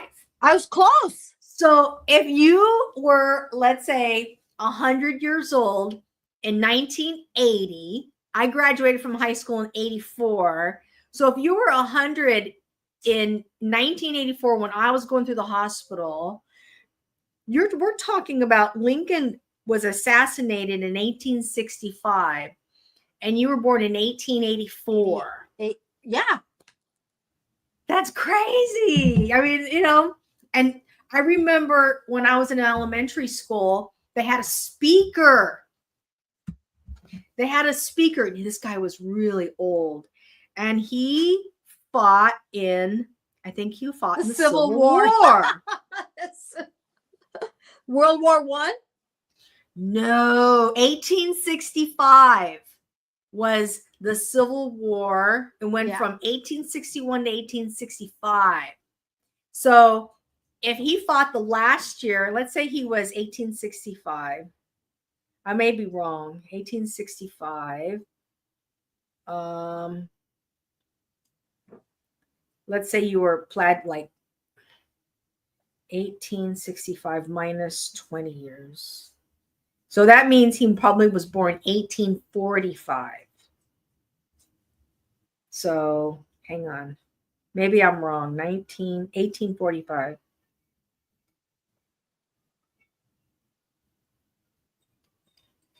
Okay, it wasn't that. Maybe he was in World War One. Okay. He was probably in World War One, not the Civil War. He was in World War One. Right after it, though. He was like telling a story about World War One. Wow. Well, remember I was telling you I was watching Johnny Carson? Was it Johnny Carson? It was one of those. It was either Johnny Carson or somebody else. They had those ladies. One was 105. He had like this. Back then. Right. We're talking about then. So this one lady was 105. And she walked to his, walked. And then he had somebody who was 100. 105. And she amazed me. Her memory was amazing. And then this other lady, there were sisters or twins or something. I think they were like 102. And one spoke for the other one. The other one couldn't hear, but the other one would say, that's what he said. And they're talking. They actually walked to the stage. It was and the things that they were talking about, that he's asking these questions, like he goes, do you remember this? Oh yeah, I remember this. And they remember the horse with the wagon carrying the ice. This garage was only big enough to hold the Model T or the horse and buggy. That garage. This garage, it was not fit to keep a regular vehicle in. It's so small. It was only big enough for a Model T or horse and buggy. So that some either there or any of those homes around you had a horse and buggy. Yeah, because these were vacation homes, cottages for the people who lived in Los Angeles. So if you lived in LA, it probably, with horse and buggy, you probably took a while for you to get to Long Beach for the summer. Can you? So they would live that? Here. They would have to, because you're not going to go to the beach back and forth every single day. Right. So they would live in downtown LA, and they would get in their Model T or the horse and buggy, and they would come and live in these cottages and stay here, and then go to the beach. And the beaches were full back then. Well, because there was nothing to do. Yeah. And this lady says that she remembers her days when her mom used to wear black stockings at the beach, like the day. And there's photographs of people at the beach in Long Beach in full clothes in the water. Yes. And they were laughing about that. That's what they were talking about. And she remembers when she was in her younger days, she was wearing those little bathing suits. She goes, they look like shorts. Yeah. And She now goes, they're "Remember back. that?" I wear what they call the tank. I got it off a TikTok shop. It's a pair of shorts With a skirt and over it. no skirt. It's just shorts, and you have your bikini top, but you put a cover over it. You go in the water. It's awesome. It's like, like boy shorts. Right, right. Yeah. Women don't wear bathing suits, bikinis anymore. People wear like the rash guard I wear. Yeah. Yeah. People wear rash guards because they don't want to wear sunscreen. Yes. So instead, you put on a rash guard. And then people don't want to get their feet hurt on the water anymore. So they wear water shoes. Yes, so people water are dressing up again to go to the beach. beach is like going back in time and more up to date clothes. Yeah. To see a Swimwear. woman or a young girl literally wearing a bikini on the beach, you're like, there's a bikini on the beach.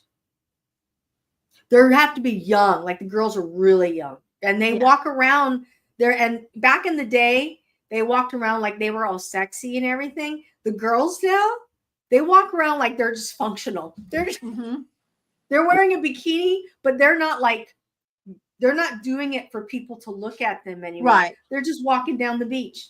Their attitude is so much different compared to, it's not sexualized the way it was before.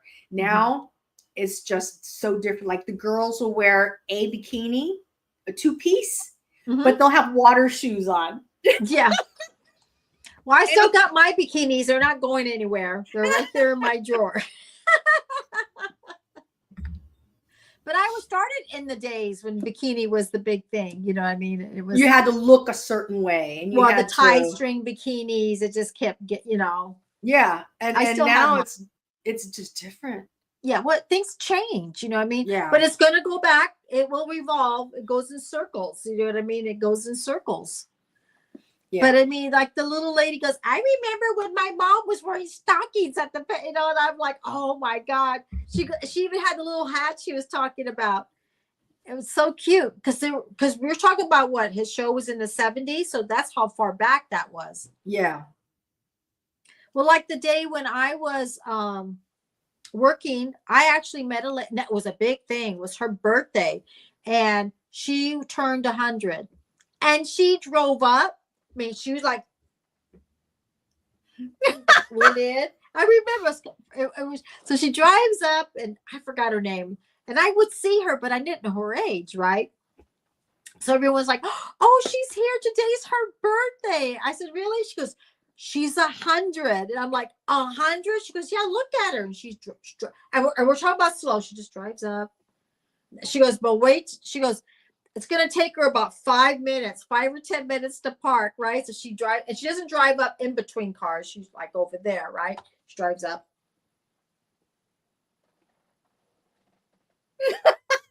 And she still had one.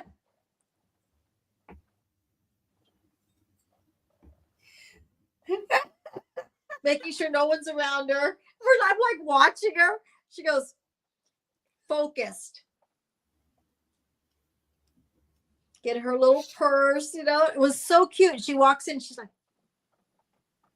and she got her hair done, colored. She was 100. She was wide. That reminds me about how I live now. How I live since being semi-retired. Like today, I got up, I went to the Target. I got there at 8:00. I looked through the aisles. I took my time. I was like, okay. Didn't find anything I want. Tried on a few things. Looked at my watch, said, oh, the Kohl's opens up at 9. Got in my car. I drove over.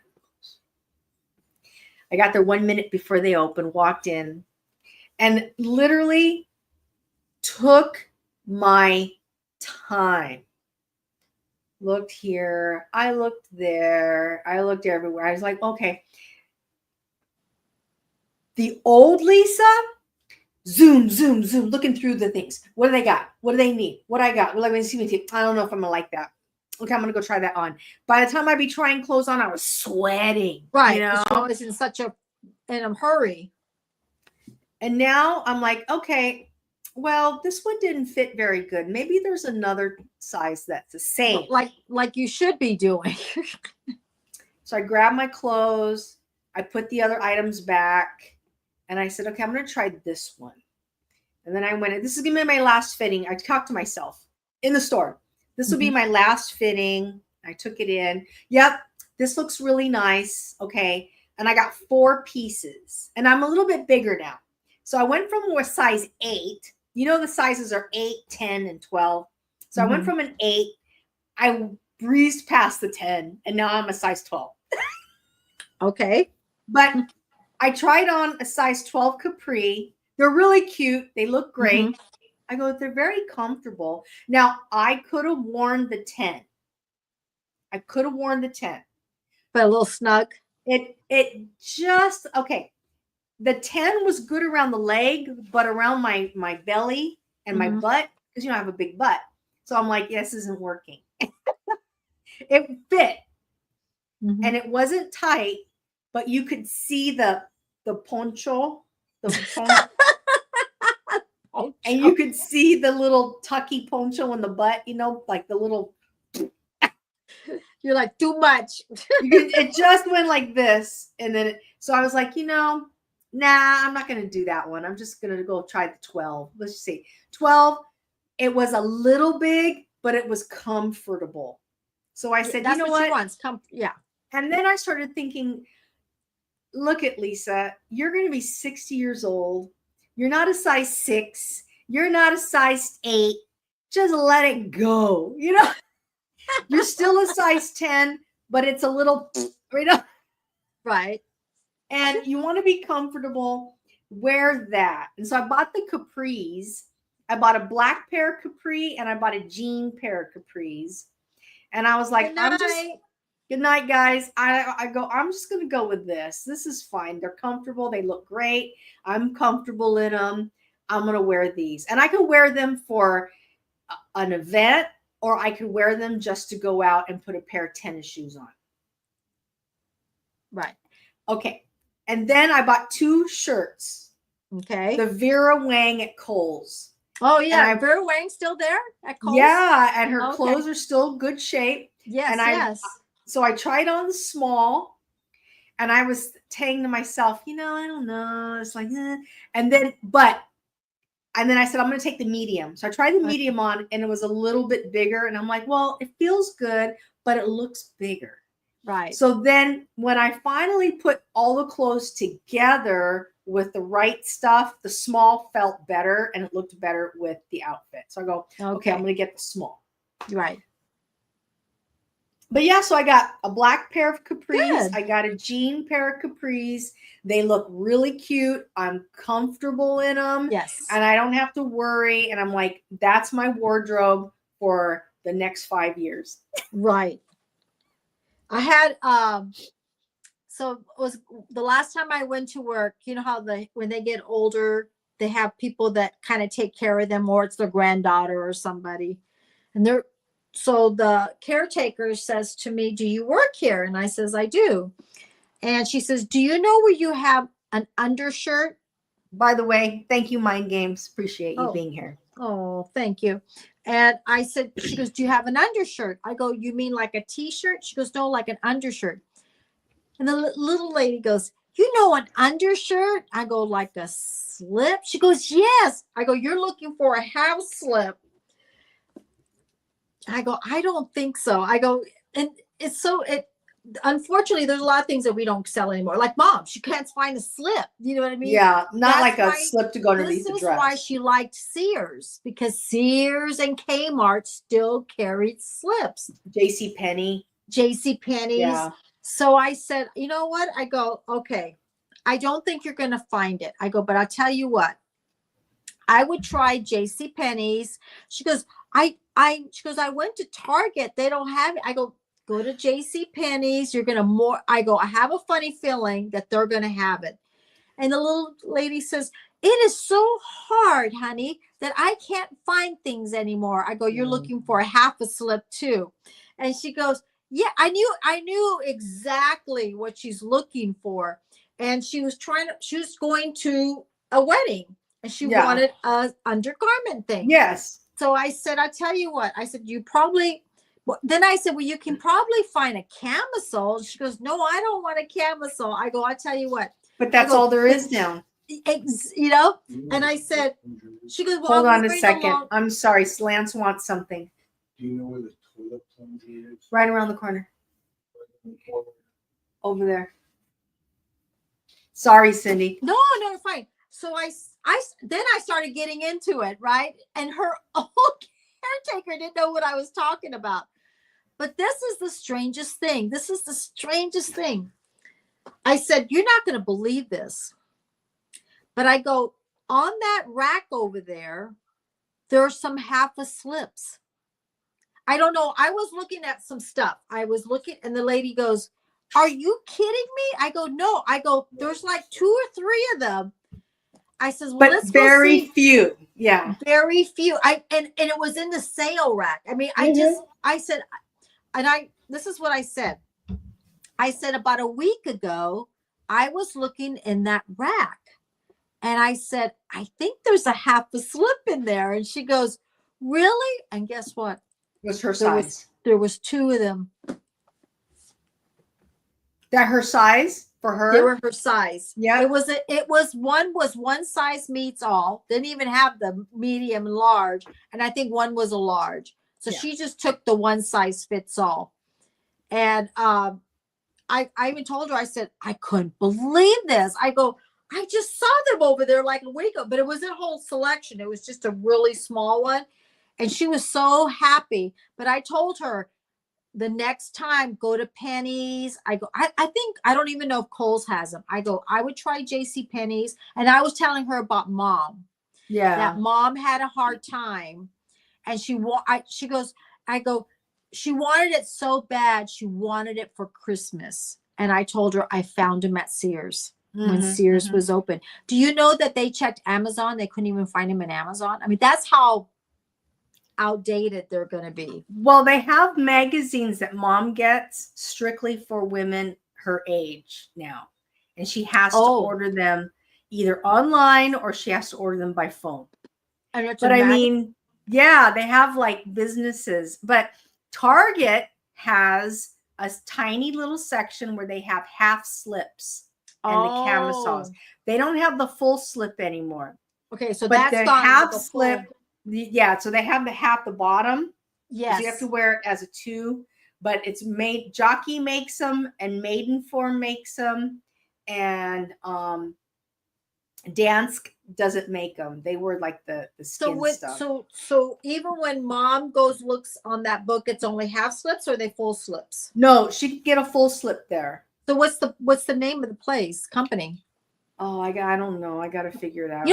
Okay, I'll tell you why. The little catalog that comes in. Okay, I'll tell you why. So they keep moving the lingerie department where I work at. First, It was upstairs. Then they brought it downstairs. Then they had it across from us, from our cosmetic department, fragrance. Then they moved it in the back. Now, lingerie used to be in the main area. Now it's in the back. I mean, it's like you have to go find it. And they don't call it lingerie anymore. No. They call it hosiery or intimates or personal.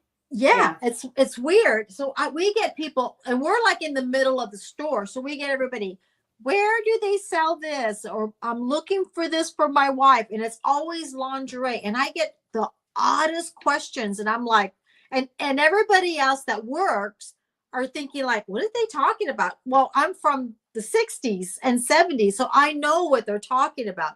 Under t-shirts, slips, and everyone's like a slip. Yeah. The young kids don't know what you're talking about. They have no idea. And a guy, I told you that famous story where the guy, Cynthia, this guy's younger than me. He walks in, he looks at me, he wants to know where galoshes are. And I know what they are, but I'm like in shock that somebody actually asked me about it. And he looks at me, he goes, you know what galoshes are? And he Those starts plastics explaining that them you to put- me. I'm like, dude, do you have any idea how old I am? Of course I know what galoshes are. Galoshes. Dude. You Like, know what I else didn't I know. got, Ash? But I was like looking at him going, I told him, I go, I'm like, it's not that I don't know. I'm just like, no one's ever asked me about galoshes. It's like, I'm not even wear those things anymore, dude. Yeah. You know what? You know what I also got? Gray silver hair. Galoshes. Mom. When Mom used to take the bus, She wore the galoshes. so Greg's watching. Greg goes gets the coffee. Megan's watching TV, and Mom goes in the room. She goes, "I have to go to work," and I don't know why she thought that Greg and I wouldn't take her. You know what I'm saying? But okay. So she comes out. She has her galoshes. She's got the clear plastic coat. Yeah. Greg and Megan are sitting there going, "What is She got doing?" her shoes on, but the galoshes are over the shoes, and there's a button on the outside and a hook. So you take the button and you hook it so that you can walk in your shoes, In but water. the galoshes cover it, and you can Right. walk in the water, and it goes all the way up to your ankle, just Exactly. barely past the ankle. Yes. So she goes, gets her jacket, her little jacket. She gets the clear coat, you know. But you should have saw Megan and Greg. But I don't understand why they don't still. It was like the most ingenious thing. It's like, freaking I put know. galoshes on. And the clear, then she put the thing on her head and wrapped it around her head. And it was like, Genius. Megan, what are you wearing? I go, You might, but it worked, and it even looked better than wearing. I gotta being wear. soaked. Well, being Well, soaked. And you got to wear your rain boots now. So you got to take your shoes off to put your rain boots on. It doesn't make any sense. Just put galoshes over your shoes. Yes. And they should bring them back because it makes perfect sense. I was at Albertsons last year, and it was raining. You know, it was like one of those days when it rains 7 days, everybody starts bringing the sand piles and you know what I mean. And this man wearing a yellow bright raincoat. Yeah, the yellow raincoat. Yeah, with the hood. Yeah, but that's like emergency raincoat. But that's not all. He even had the black shoe. So for me, it's Sorry. No, and he's prepared. But there's people in LA who they're so stupid. It's like, what do you mean you don't have an umbrella? You know, you just keep. Where are the umbrellas? Like, you don't have an umbrella? You know what happened to me once? It was windy, you can put it right? in your pocket. You can put it in your backpack. They're like, do you have an umbrella? It's like, how long have you lived in LA? You're telling me you don't own an umbrella. It does rain here, you know? So I'm out there waiting for the RTD bus to go to work, right? And, you know, it's windy. And I'm like, right. And you're like,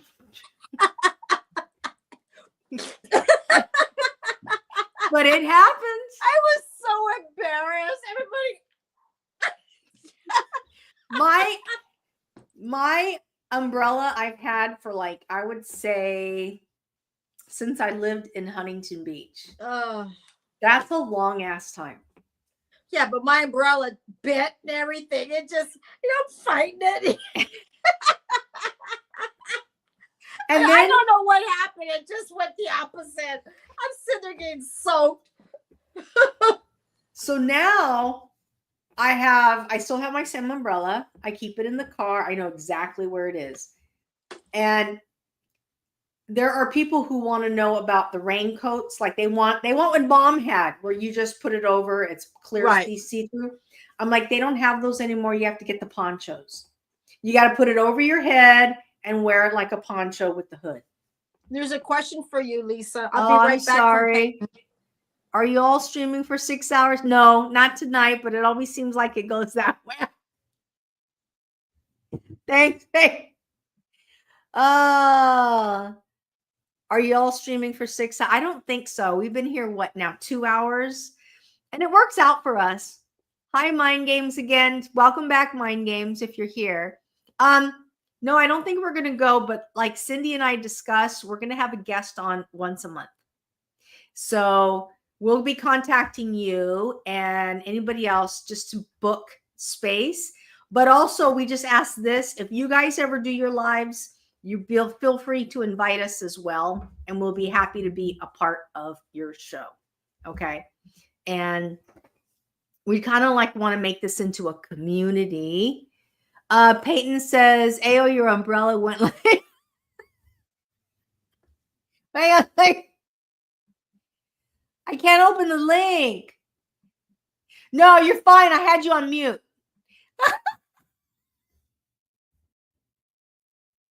You're on mute. I had you on mute. Don't worry.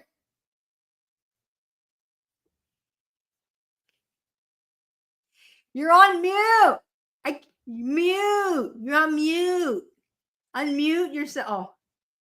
What happened? Falls off in the bathroom. It fell in the toilet? No, almost. I'm like, again. Yeah, you were on mute. No worries. I'm like, this thing's dangerous. Let me check and see what's going on with Lance. He's having a panic attack out there. Hang on. Panic attack. A panic attack. Did my umbrella go like, let me check to see what it went like, Peyton. Yes. It went. It did. I was so embarrassed and all my makeup was coming down. It was just like a bad wind and I'm fighting it and everything. Yep, my umbrella went exactly like that. I thought I was so embarrassed. Everybody was looking at me and laughing at me.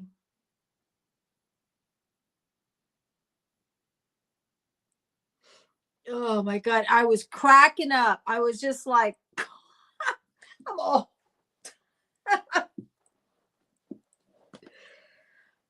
And then one time I was, it was raining really bad and I didn't realize how much the puddle was, how high the puddle was. I just drenched myself back in the day.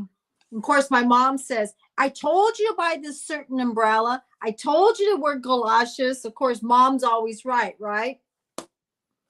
Oh my God. I've had some things that's happened to me that is funny.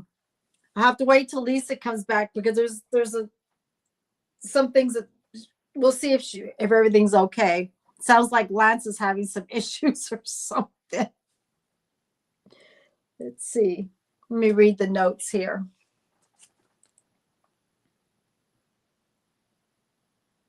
How did you figure that out? Well, you got there a bottle of beer? No. Lance had to unclog the toilet because mom clogged the toilet.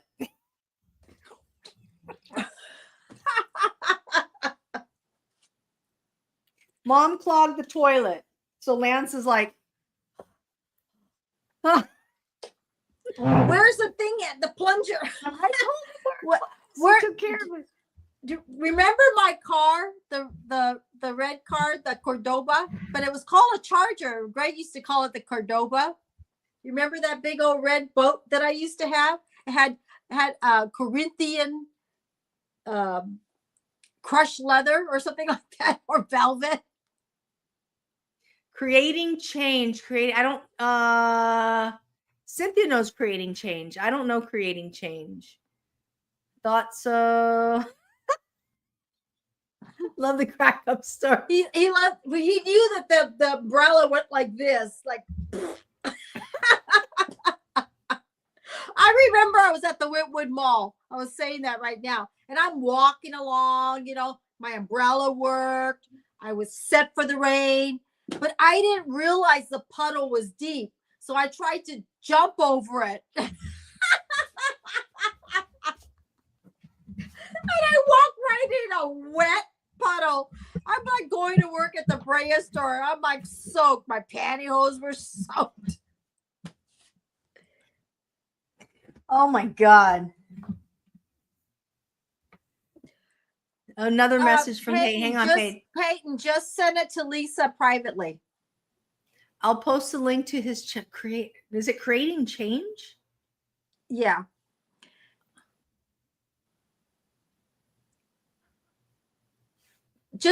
We'll send it to. Oh, is that guy? Is that guy? Oh, yeah. He subscribes to my channel. Okay. Yeah. Okay. But he's not here right now. Yeah. No, he's not here. I think he came in last week. Somewhere. Oh, okay. I think he came in on Saturday night. Okay. Well, you can go. I'm sorry. I got him confused with Tommy. I'm sorry. Okay. Yeah. Okay. Well, Cindy and I will contact guests, but we're only really focusing on one guest at a time. And we're going to focus on people who haven't been on the show yet.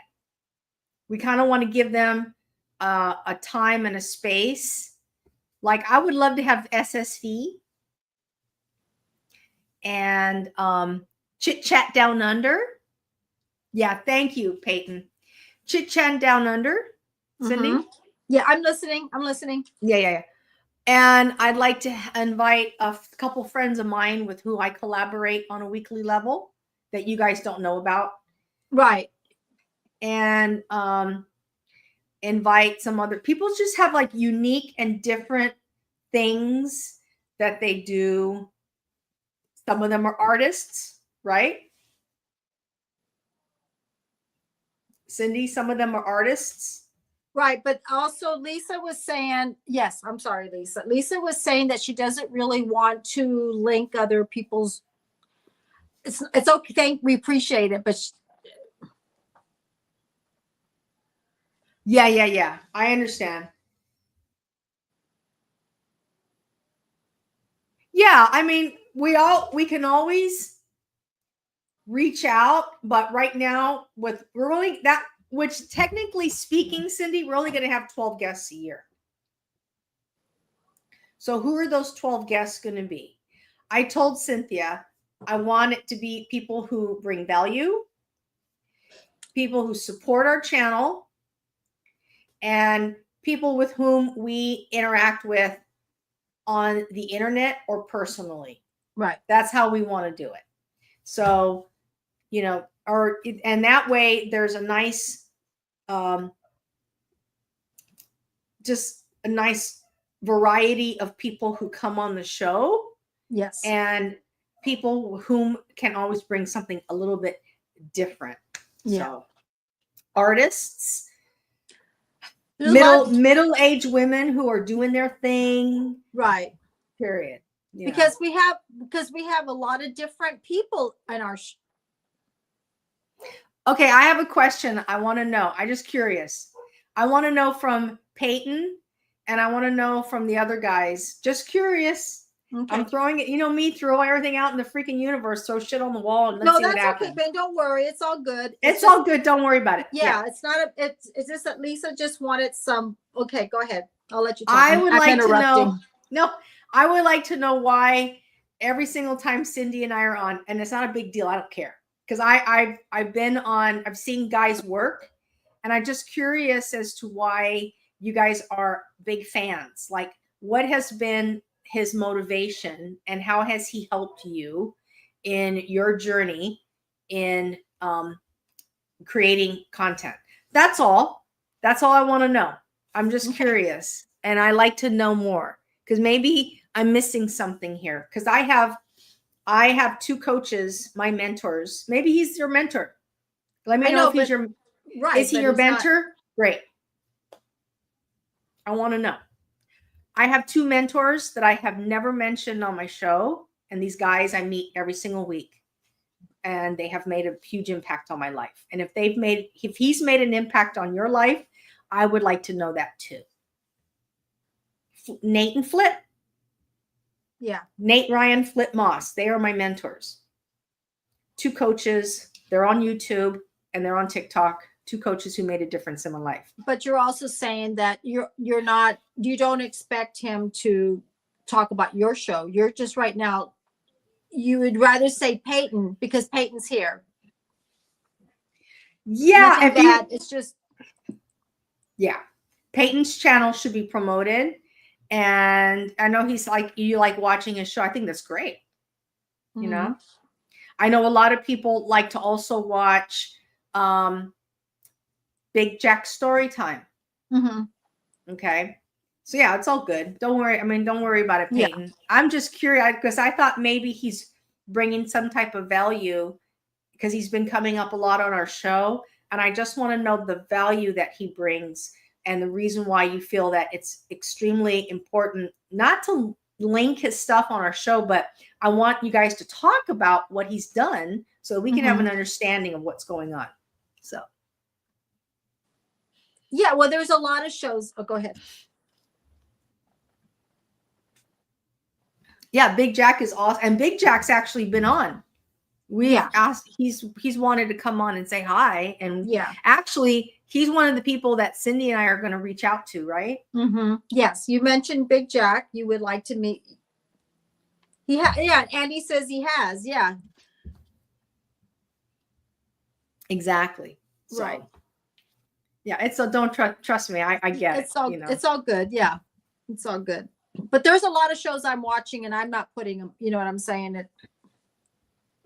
Yes, he was here that night and talked about his service and how he had PTSD.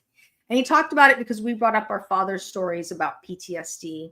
We talked about some of the trauma and how Cindy's been really good about overcoming the trauma with her father. Her father. I thought he was your dad too.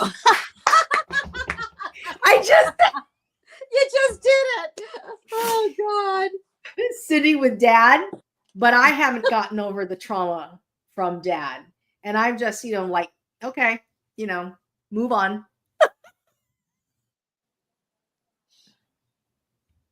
He says that I be seeing guy on channels like Big Jack, Shine Dig, and the GenX Effect. But they're all in the same, but they're it's.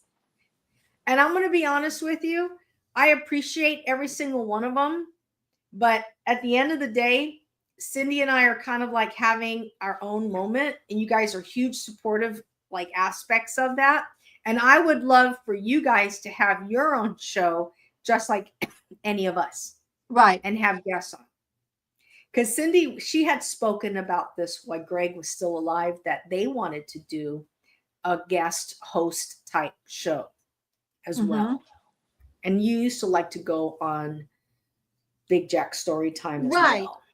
You know, it's just I meet different people all the time. We've talked about that. I have different followers, you know, which I call them subscribers, which are friends. I really have a hard time saying subscribers. I see them as my friends. I got people that are retired, cooking, vloggers.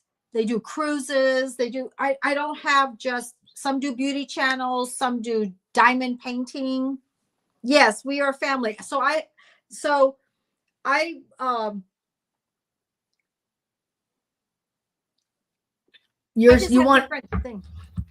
Peyton, have you ever been on Creating Change show? I just want to know. Has he invited you on the show? I know you want to, and yes, we are family, 100%.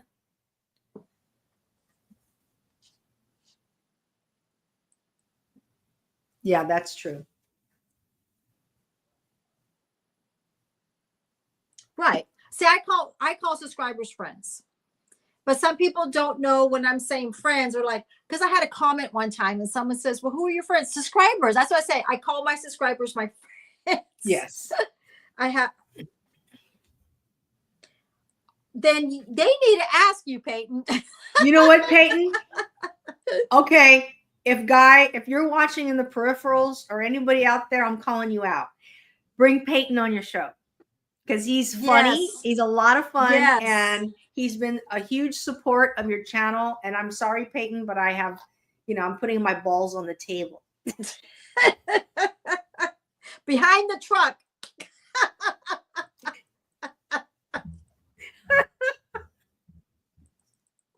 Because Peyton's very supportive. And if you have a show, Peyton, and bring guests on your show, I would love to be on your show. There you have it. Yeah. You know. I'm such a bitch. At least, I didn't think of Nagotas, you know.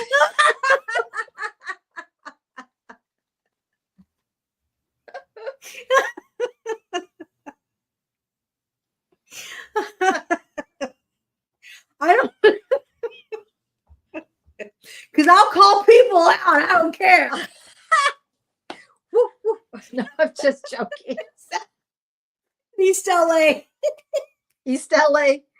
Oh God. with the circles. What are you talking about? No, she's just joking. I'm just saying. Oh my goodness. Yeah. So, Yes. Guy, if you're like watching in the peripherals, ask Peyton on your show and Andy Mon, because they do really support your channel here.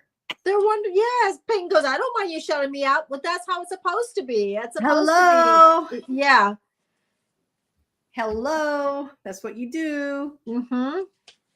Somebody's always showing up, being supportive, commenting, giving, and caring. And, you know, you want to encourage that person as well to eventually start their show, but Yes. also you reciprocate, you know. Yes. Yeah. So Sydney. I'm like, I'm gonna go. I need some more ice cubes, and I'm out of agua. And Peyton says, I was 100%. like, Andy Mon. I was like,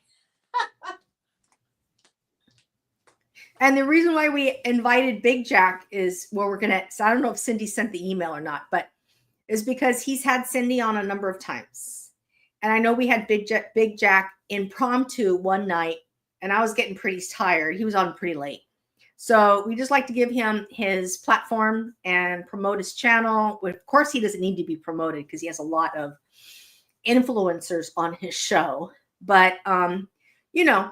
And if he refuses, that's okay too. It's not a big deal. And have a show where you ask very interesting and reflective questions and really thoughtful engagement. Like you put some time and energy into asking Big Jack questions and learning about him so that your audience can get to know. A lot of people that I know and that Cindy knows, like people I know on my channel, they also know who Big Jack is. yeah. So. Yeah. But I have a lot of people that watch me, and they watch a lot of big channels, so they're liking that we talk different things. Yeah. Yeah. You know, plus I also have people on my Facebook. Oh, that's why I need to check my Facebook. Now that we said that. If there's anybody over there. I have we have 10. 10 over on Facebook? That's good. I'm going to try to connect us with Rumble. Oh, it'd be good. That'll be fun. Because people in Rumble would like to know what two Southern California Angelinos talk about and share. But I have people from Facebook. When I went to Sierra High School, they actually found me. So, you know, it's, I was like, Sierra High School. That's why I know, I was telling them about all these different things, you know what I'm saying? But I have all kinds of different people. That's what I'm saying. So, I don't engage with anybody over on Facebook. I don't engage with anybody. well, I don't mind it because it comes off in 3 weeks. You know what I'm saying? So whoever Is sees it right now- official? It's 3 weeks. I think it's 3 weeks. The Because live- you know okay. why? You know why? Because the ones that we did from the beginning are not there anymore. I know. But that's okay. It's on my YouTube channel. It's on the YouTube. So you drive Yeah. them to your, you know. I know. I'm it's okay with it. That's crazy. fine. Remember, I have Cindy Lifestyle and More. What happened? Oh, Mind Games. Todd is just being transparent. Okay, Todd. I can't read it. I don't see it on my. Oh. Oh, maybe mine is lagging right now. Let me see. No, he's on your channel, so I can't see it, but I can't read it up here. It should be on the stage. I don't see it on. Oh, here it is.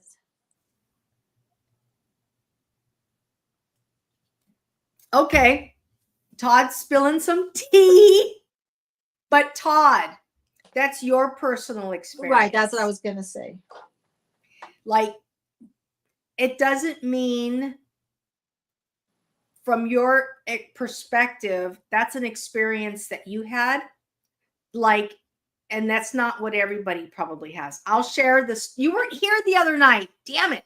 I'll share the story about, once again, about a company founder who passed away.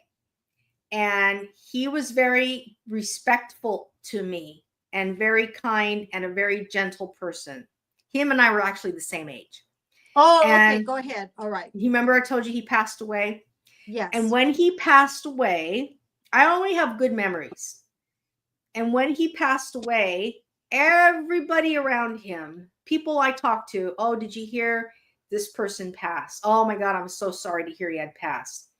And the one thing I'm talking about, 100% of the people I talked to told me that he was an asshole.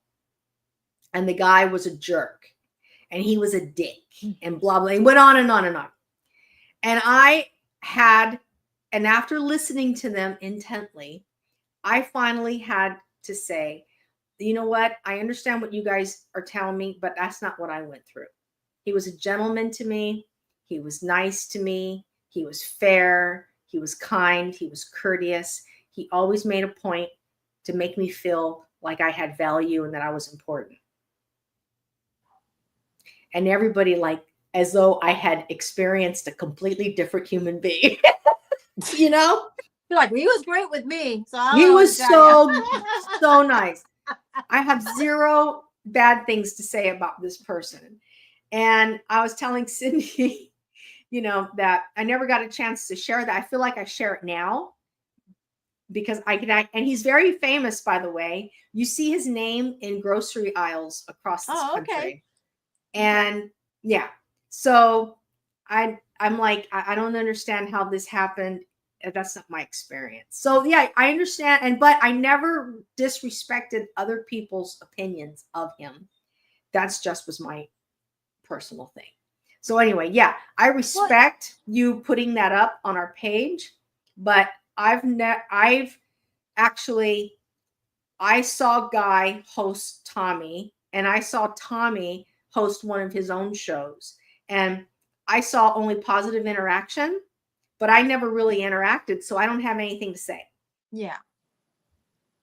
But this is a safe place for anybody to share whatever it is they feel that they can share. I'm not going to like cut you off, and I'm not going to move you. I don't want, that's not what I'm not into. You're in, you're out, and all that. Yeah. We're not into that. Exactly. And I want you to know, Todd, that this is a safe place, but I also want Guy to know this is a safe place. Yes. And I want everybody who's affiliated and who comes in and says positive things, I want them to continue to say positive things. Yes. But I also encourage them to say positive things about you too. Absolutely. Yes. Yeah. You know, I mean, you always bring value, even though it's a little controversial, but you bring value. Period. Right. Well, this is what, remember I was talking about those ladies?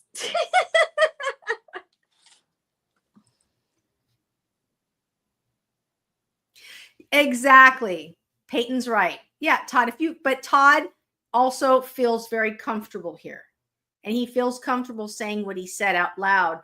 But it's important that we know, but that's Todd's personal experience, not ours. Not right. Yeah. So Todd found strength enough knowing that he knows, likes, and trusts us. However, Peyton, I know you feel the same way too. And anybody else who comes here also feels the same way. Okay. So there's no animosity. I'm not upset. It's just, it is what it is. Right, Cindy? And Cindy, tell me how you feel. I think this is good conversation. You know me. Well, no, because I'm like an open book. You know that. When people tell me, like Greg goes, one thing about you, Cindy, and even my daughter says it, you can't lie because it'll come up. My facial expression shows the world. So and that is the truth. I don't have to say a word. Just my face alone will tell you 1,000. And that's the truth. Like my daughter, I think my mom's bored now. or like, yeah. And I don't even notice it. But no, this is how I am. I like treating everybody the same. I like to give everybody the opportunity. But I respect everyone's values. Huh? Until you fuck her over. There you go. Okay. You did what? No. Oh, Cindy, do what you need to do, because after you say what you said, I got to share the casino stories. What you gotta? When I say things, I don't remember. What the casino? What? Well, you and Megan had your casino rants against other women casino players at the slot machine. Not me, Megan. I don't know any. I don't play. That's my daughter. Oh, I want to share even more. That's great. But go ahead, Cindy. Finish what you're saying. No, I'm just saying that. Okay. What's good? You go ahead, Lisa. Say it because you're laughing. No, you got to finish your thought. Finish your thought. No, I said that everything you said was right. We support everybody, but like the lady says, if you're going to be treating somebody wrong, including me, then I don't need it. I said that before. I just don't want to go there. I want a positive, happy place. Disneyland. Well, okay, go ahead. So Cindy, her and her family are very tribal. Now they bicker amongst themselves, and it's funny to watch because they'll be like tribal. But I want to share something with you.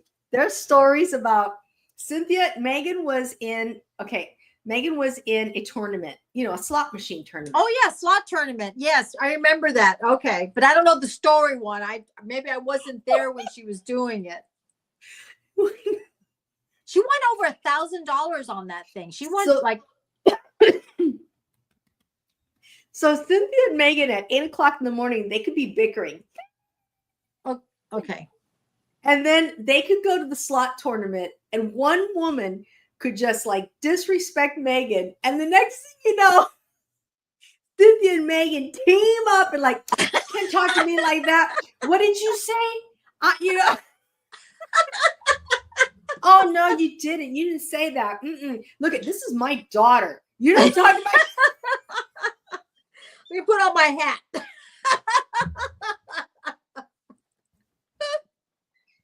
So there was a time when Cynthia and I were bickering, but it wasn't a big deal. It was and then, no.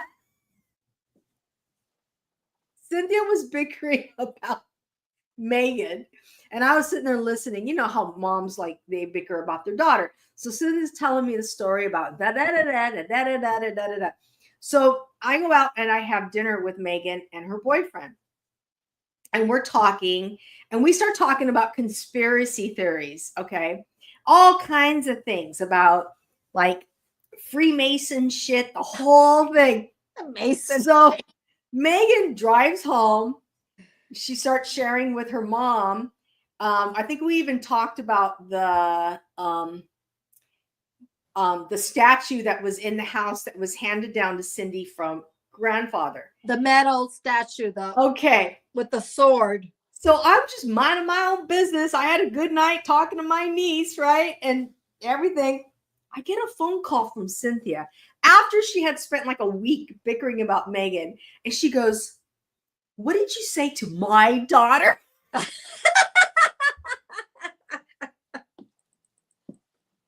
Oh, all of a sudden she's your daughter? Right now? What did you say to my daughter? I want to know. Because now she wants me to get rid of the statue and all kinds of stuff. Oh, it was And I know it's because of you. cookie jar. She wanted me to get rid of the cookie jar. The statue we got rid of I got rid of it. Oh my God. I was like, oh my God. Next thing you know, it's my daughter. So that's how she is. It's like, don't come in my territory.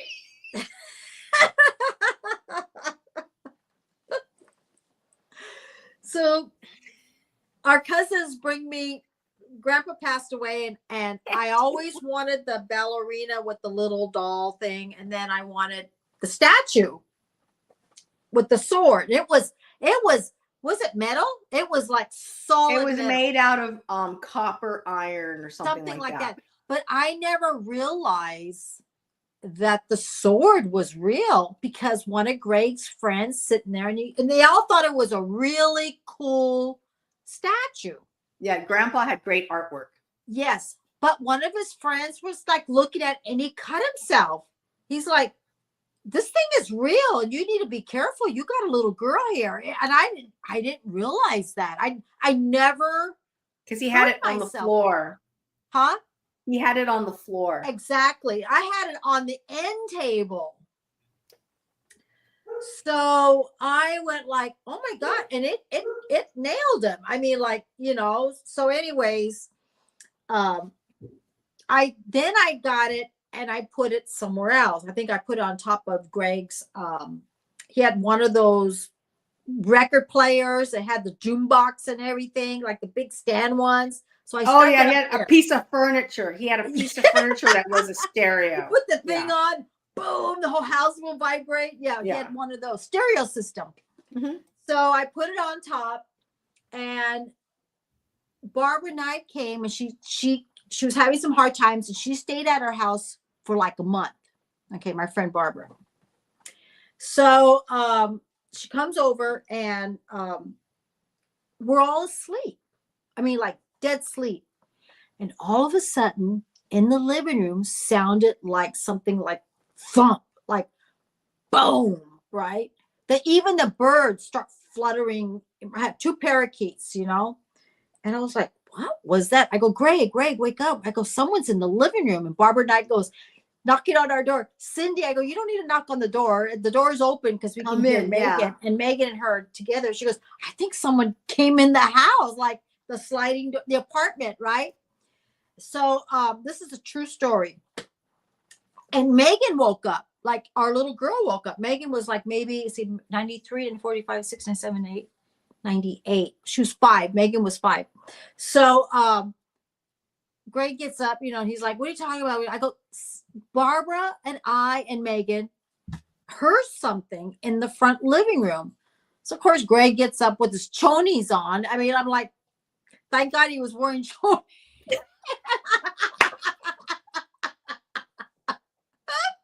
Barbara's like, okay. Greg goes out there, and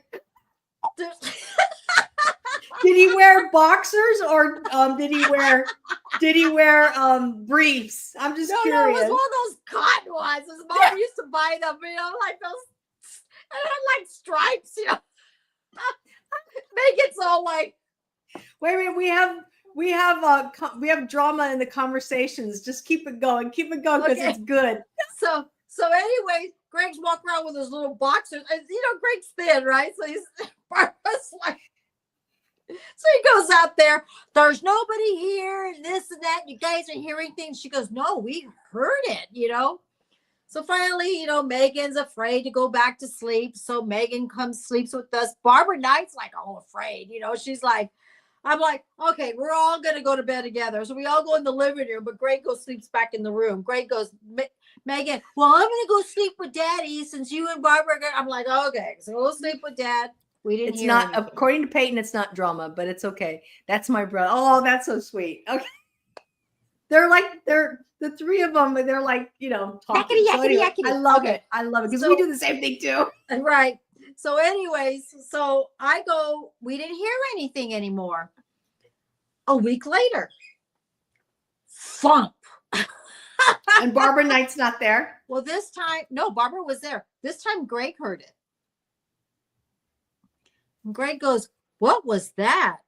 Now this time it was like Megan had her TV on, so Barbara's watching TV. I'm watching my TV, we're watching our TV.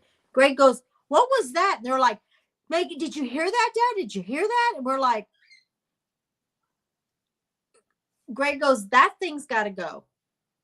What do you think it? Well, where was the work of art? Where was it? Still on the stand? First it was on the end table. So then I moved it up. But we had like the big stereo system, right? So and you moved it up there, right? So it was trying to get down on the floor. Seriously, I am seriously. And Barb, and she says, I don't think it was too. The sound was too. Boom. I mean, it was like the big birds, old metal thumping boots. But the thing was still up there. And Greg just said, you know what? This is going to go. You know what I mean? He goes, first of all, it's too dangerous. It has you can hurt yourself. And it was just like. So how did you get rid of it? We took it to the Salvation Army. And left it on the back. So you gave it to somebody else. Greg just stuck it in the car. Okay, here's the story. I got to tell you the story. But I didn't. Greg, I know. Greg didn't believe in it, but he wanted. What's going on? Oh, okay. You and Greg always had stuff breaking down in the house, and you also had some financial problems, right? Mm-hmm. Things. Remember when Greg got laid off, blah blah blah. Everything else. But we also had the lamb. Okay, so I'm talking about the lamb. Okay, all right. The lamb story. So when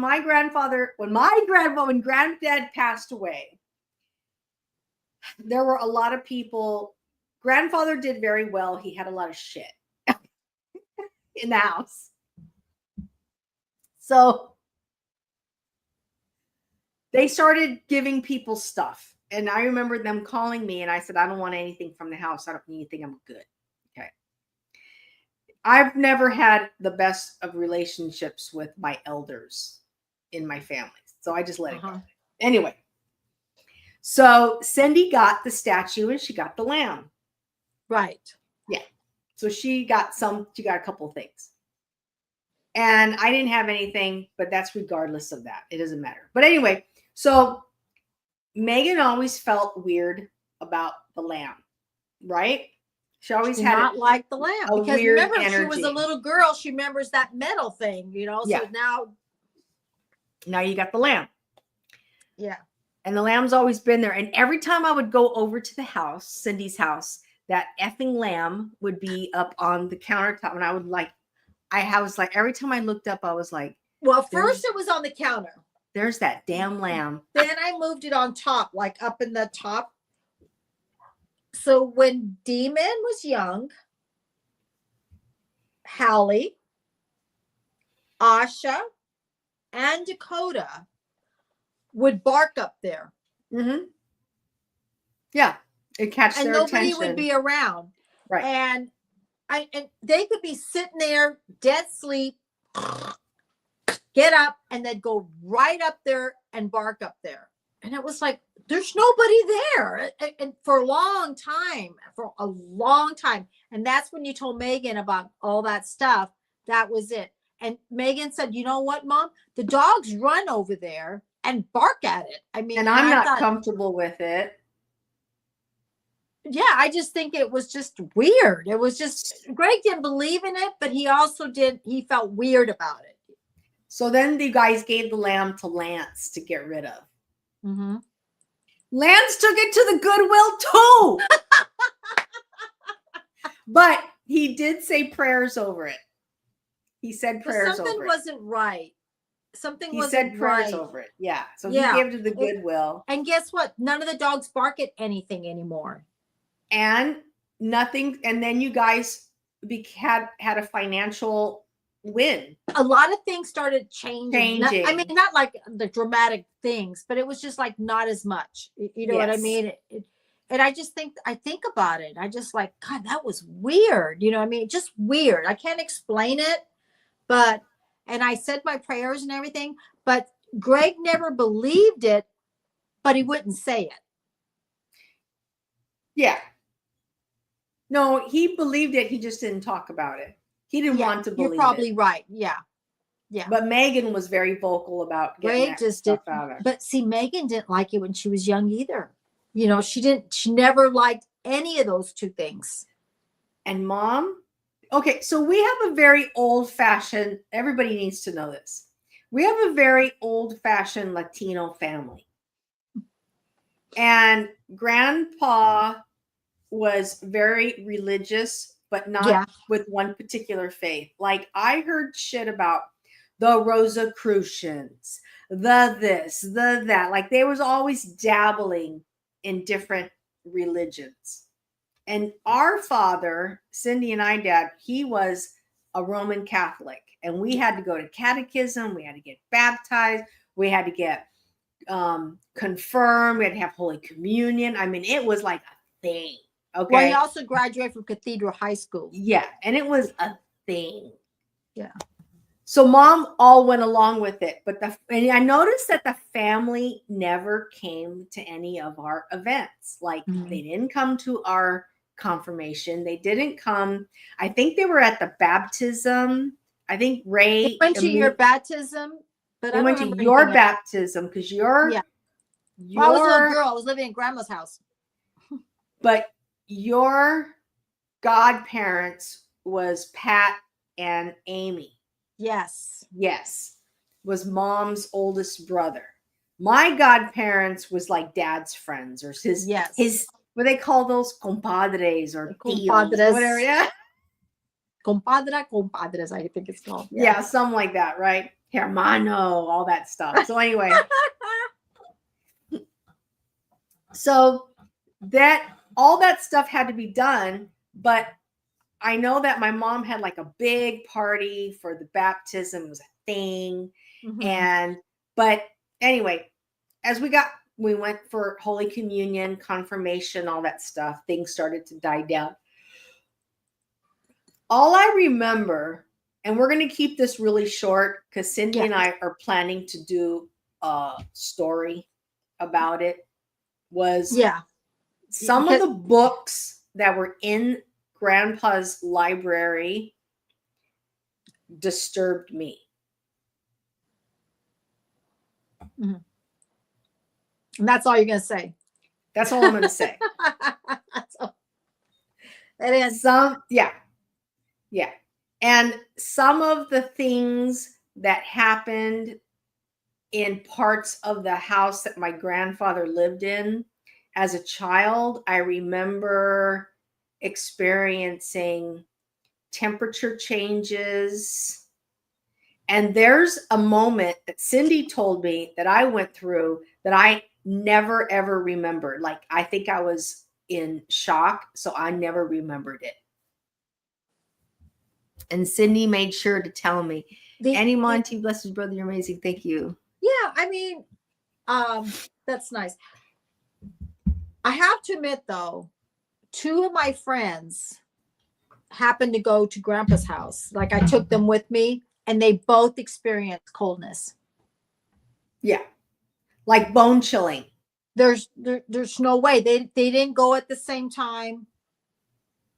They went different years. I'll bet it was in that damn bathroom.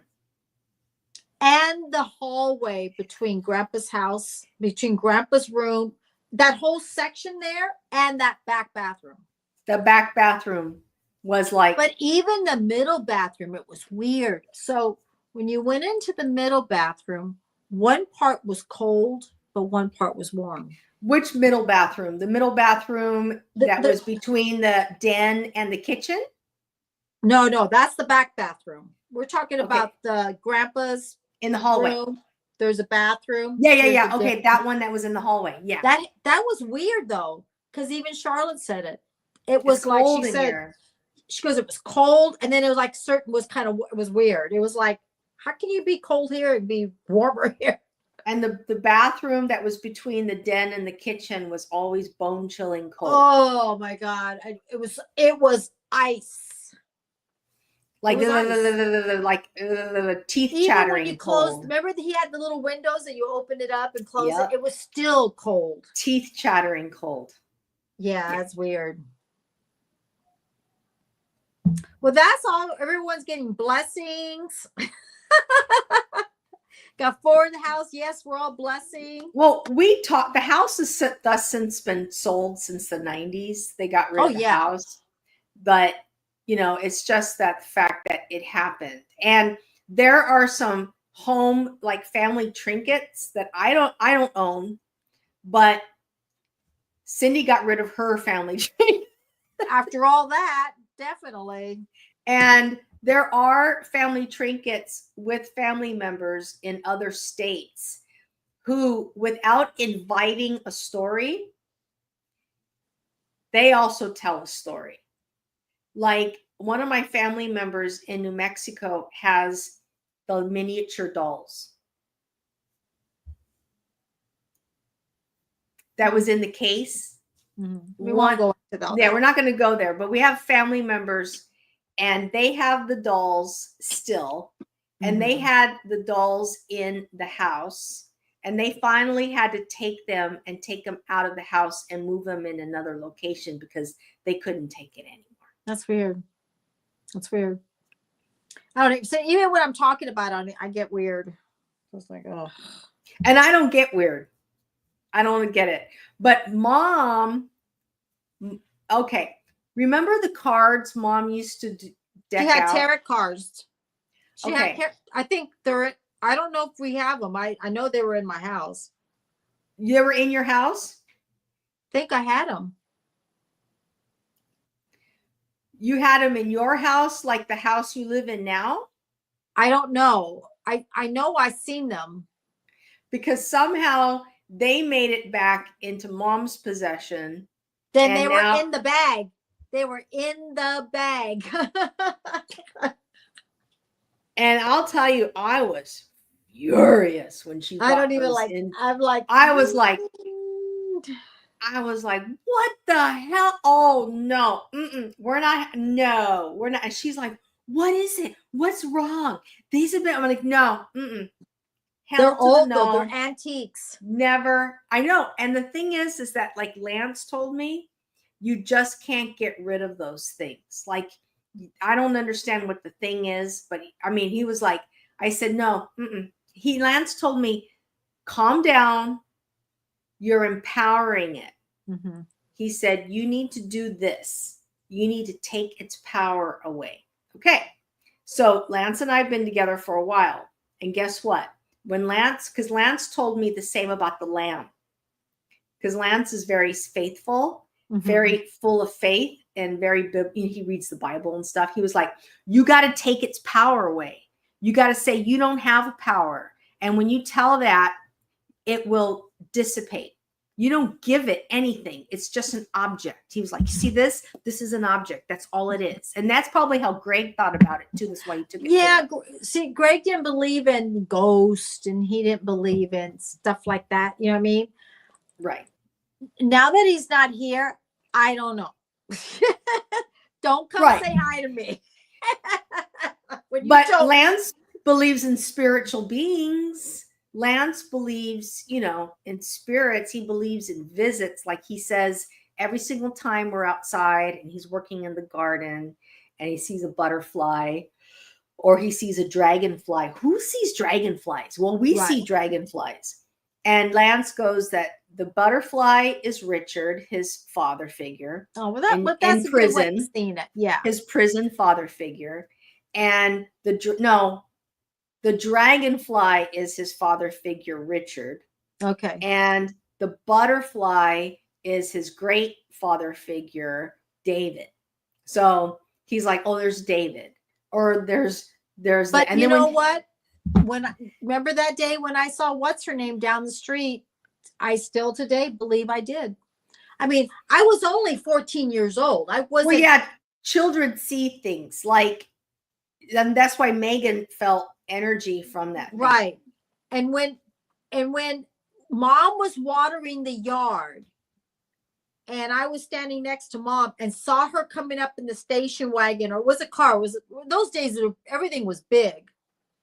I saw her waving at mom. I saw her waving at mom. I mean, they came right up to, because that's where they had to stop by her house. You make a stop, you make a right.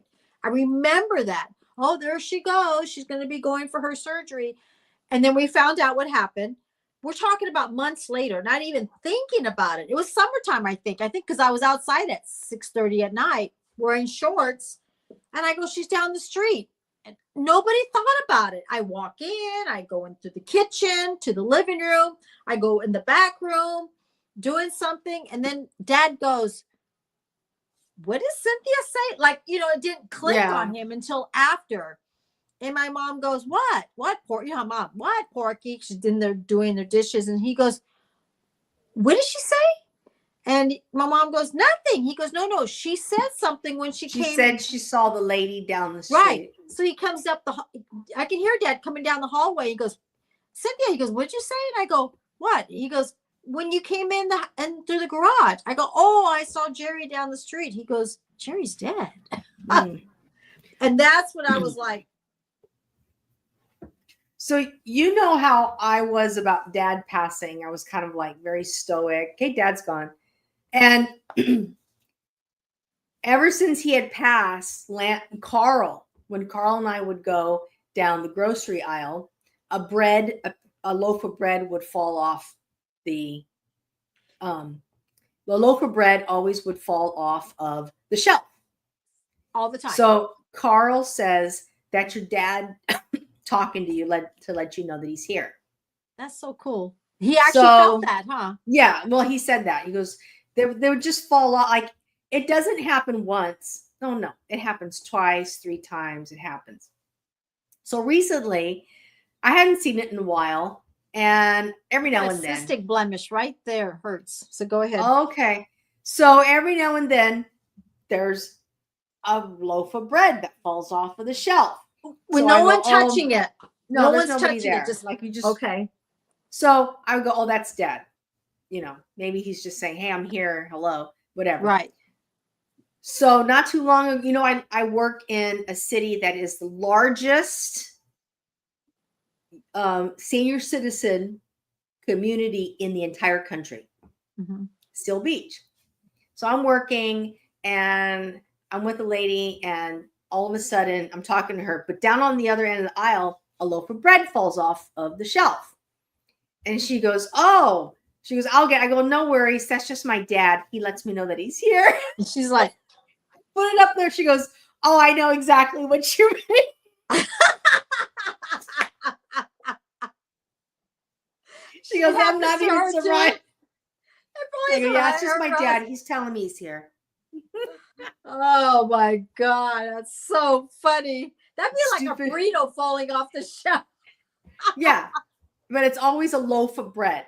It could be like hamburger buns, hot dog buns, a loaf Weber's. of bread. Dad like Weber bread. Yeah, whatever it is, it's a loaf of bread. I'm like, oh, okay. And it doesn't just like fall. It falls. It goes like push. Boop. Yeah, it gets pushed off. Boop. Like that is so. That's a cool thing to think about, So it's nice that everybody is supporting Todd. Yes, I think that Todd only I'm sending only good energy to Todd tonight. That's it. And Todd, you get a good energy. Period. Okay. This is a safe place, but this is a neutral place. So I appreciate you feeling confident enough to share your personal experiences, but also I'm comfortable enough to tell you that that's not my personal experiences, but it's a safe place and we're just setting good energy. So, okay. And we're always going to turn everything around to a positive. Yeah, you have to. And I'll tell you, there's a lesson I learned in all of this. When I was very young, when I was young and I was in the industry that I worked in, and I was young, I had a mentor. And there was a particular person that for some reason I didn't get along with. And this person didn't like me either. And the reason why is this person found me as a threat.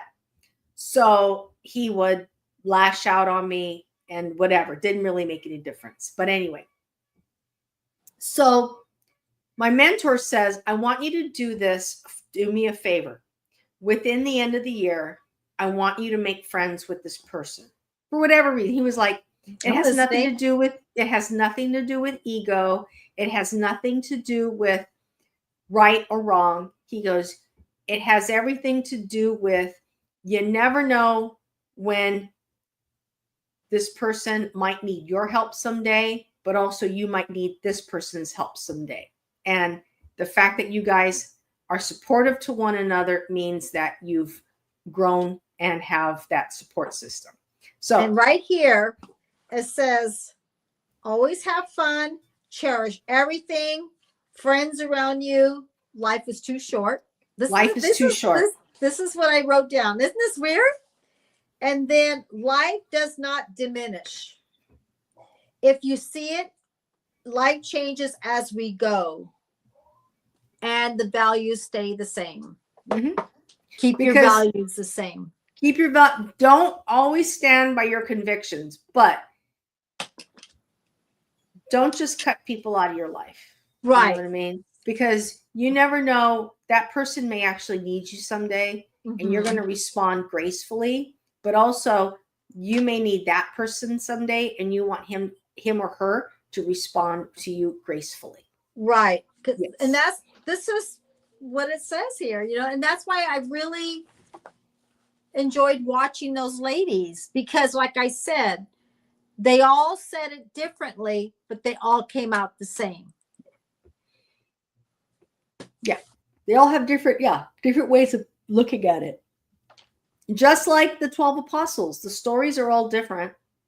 They all were at the same place at the same time, saw the same damn thing happen, but they all share a different perspective of everything that happened during those last days, during their days with him. It doesn't matter. Like Lance and I. And who knows that maybe that's why I read all this, because right now we're talking about it. I don't know what made me write all that down. Right. And this is probably for Todd. We wrote it down. We saw all the stuff because maybe God wanted us to be here for Todd tonight. Maybe he's, we don't know what Todd might be going through, but exactly, he obviously felt safe enough to share something. And we're here to say, that there's a different way of looking at it. Yeah. Messages are all over. We're never going to go like this. There's always a saying. No, because I'll tell you, anybody, 100%, it's painful when it happens to you, and it's happened to me so many times. I've had friends turn their back on me. I have stories of friends with whom I've supported, I've given all of my energy to. We were friends. We've traveled together. We experienced great times together. And the breakup or the disconnect was over some of the most stupid shit you've ever known. Dumb. I had a friend who broke off a friendship with me for something so ridiculous, it doesn't even matter to this day. She said probably to didn't me, even matter then. She said to me, because we were talking about the year 2000. And I was like, yeah, I'm really disillusioned by both parties. I'm probably going to vote for Ralph Nader. And she said, a vote for Nader is a vote for Bush. And I'm like, I don't know what you're talking about, but the guy's running and I might vote for him because I'm disillusioned by this. Mm-hmm. So one day we're coming close to the election and she says to me, you know what? Our friendship, she says, depending on who you vote for, we're going to have to go back and reevaluate our friendship. Smug as shit. And I was like, you and I have been friends for like a decade. And you're telling me this? A decade. I've been there for you, for your mom, for everybody, for this and that. You've been there for me. You're telling me that over this one. And this is in the year 2000. Nobody even remembers who these people are. And when you just said that right now, I totally forgot who that person is now. She ruined a friendship Over over some that. of the most stupid shit that nobody even reads, nobody even cares about. Entire generation has no clue who we're talking about. That's so sad. That's so I sad. never broke the real. I've never, and I want to share something with you. You too, I- Andy Montong. Nanny Mon, TV. thank you. Have a nice, I've blessed never night. broken off a relationship with anybody. People Yeah. have broken off their relationships with me simply because I'm not gonna like bow down and agree with everything that everybody says, but I'm just gonna be myself. And Yeah. you accept me like I accept them. So if they break off the relationship with me, I'm not the problem. They're the problem. Exactly. Exactly. Let me check something here before I forget. Because it's almost 7:00. Let me make sure before I'm sorry, Lisa, I didn't mean to do that. We had 11 views on Facebook. So I want to thank you. Go ahead, Lisa. I'm sorry. No, I'm not done. I'm fine. I'm done. It's all good. No. I'm just saying that what's happened to you, I just want to make sure I said thank you to them. What's happened to you, you don't want to do it to others. That's why. It's like, Yeah. when it happens, why would I want to do that? Yeah. You know, I've had that happen to me. And like Carl, I don't want to be married anymore over the most stupid shit. Like, these things aren't even an issue anymore, but I don't want to Right. be married anymore. If we were still together to this day, it would not be an issue anymore. Yeah, we're in But no. 2025. How many years? 13 years ago? And where is he at now? Where is he at now? Which is so sad, but it's true. I The know. most dumb people let their ideology and their knowledge and you know, my friend, she got really weird after she became a teacher. Oh, I know who you're talking about. After she became a teacher, she got weird. And it like we couldn't talk anymore. Right. Before we were able to have a conversation, everything was on the table. Everybody had their own opinion. But after she became a teacher, things got weird. Like she started saying things like, well, I don't appreciate that kind of humor. You know what I mean? It's like, we used to talk about this before. All of a sudden, I don't appreciate that kind of humor. Or movies. We used to go to movies. I'd say, you know what? I want to go check this one out. Well, you know, that's just not intellectually responsible. I was like, you know what? It's a movie. It's a fucking movie. You know, It and is a she movie. started to become, and then she started traveling with her teacher friends. Uh-huh. And then talking about how we're going to, you know, write a book. You know what I mean? And all of a sudden it was all about, I want to be the teacher of the year and all. And it's like, okay, I think it's great. Right. Do whatever you want, you know, but that whole, well, depending on who you vote for, we're going to have to go back and reevaluate That's so our sad. friendship. That's a very mature thing to say. Yeah, it is. And to someone that you were friends since you were kids. Yeah. You're like, wow.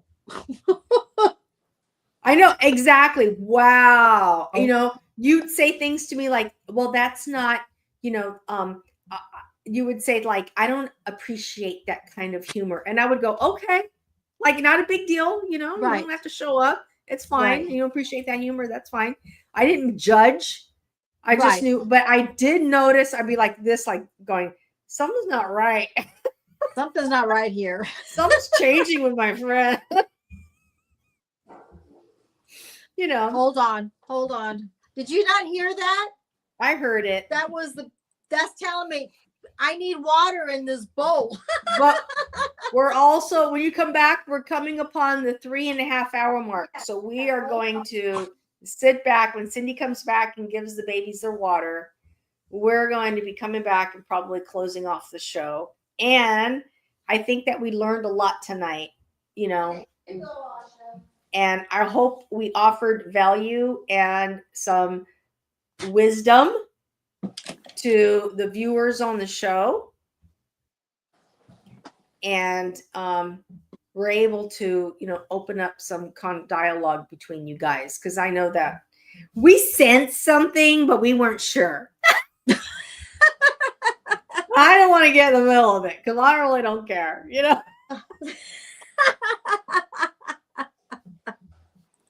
Hi, Lisa, you're so funny, but it's true. Okay, we want to say thank you to my ND Games. We want to say thank you to Quan. I think it's Quan or Con. I didn't know the days of my life was on. Oh, I didn't see that. She was on here tonight. You said hi. I did? Yes. Okay. All right. See Niall Cindy. Okay. Peyton Smile, we want to thank you so much. Fantima, we want to thank you so much. Marishu. Let's see, anybody else? That will be, there was somebody else, I think there was. Oh, I guess that's it. Oh, here she is right here. Don't go yet. I'm enjoying listening to you both. I'm sorry, you're still up. I didn't see you. Did I say, Well, I hope I said hello. This is a good thing. Yeah, this is a good, yes, days of my life we said hello because we were talking about. Good. Sometimes when I'm talking, and you know what I noticed tonight? That I'm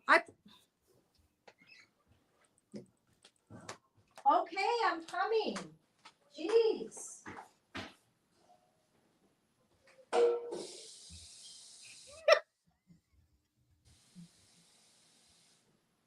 Because I have a pregnant feral cat in the neighborhood I need to go feed.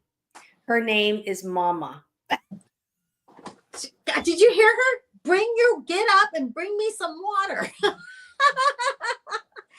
What Asha does, she throws the bowl now. Like, she wants you to get attention that she wants the water. So I get out of my bed or whatever, even here. Now the little one's doing it now, Because she's learning from the oldest dog.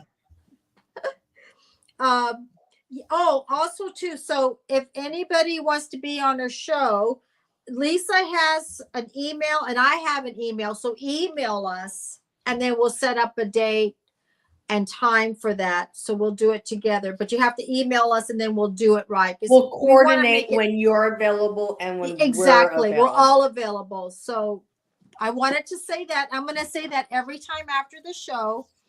Okay. The second thing, we do appreciate you being here.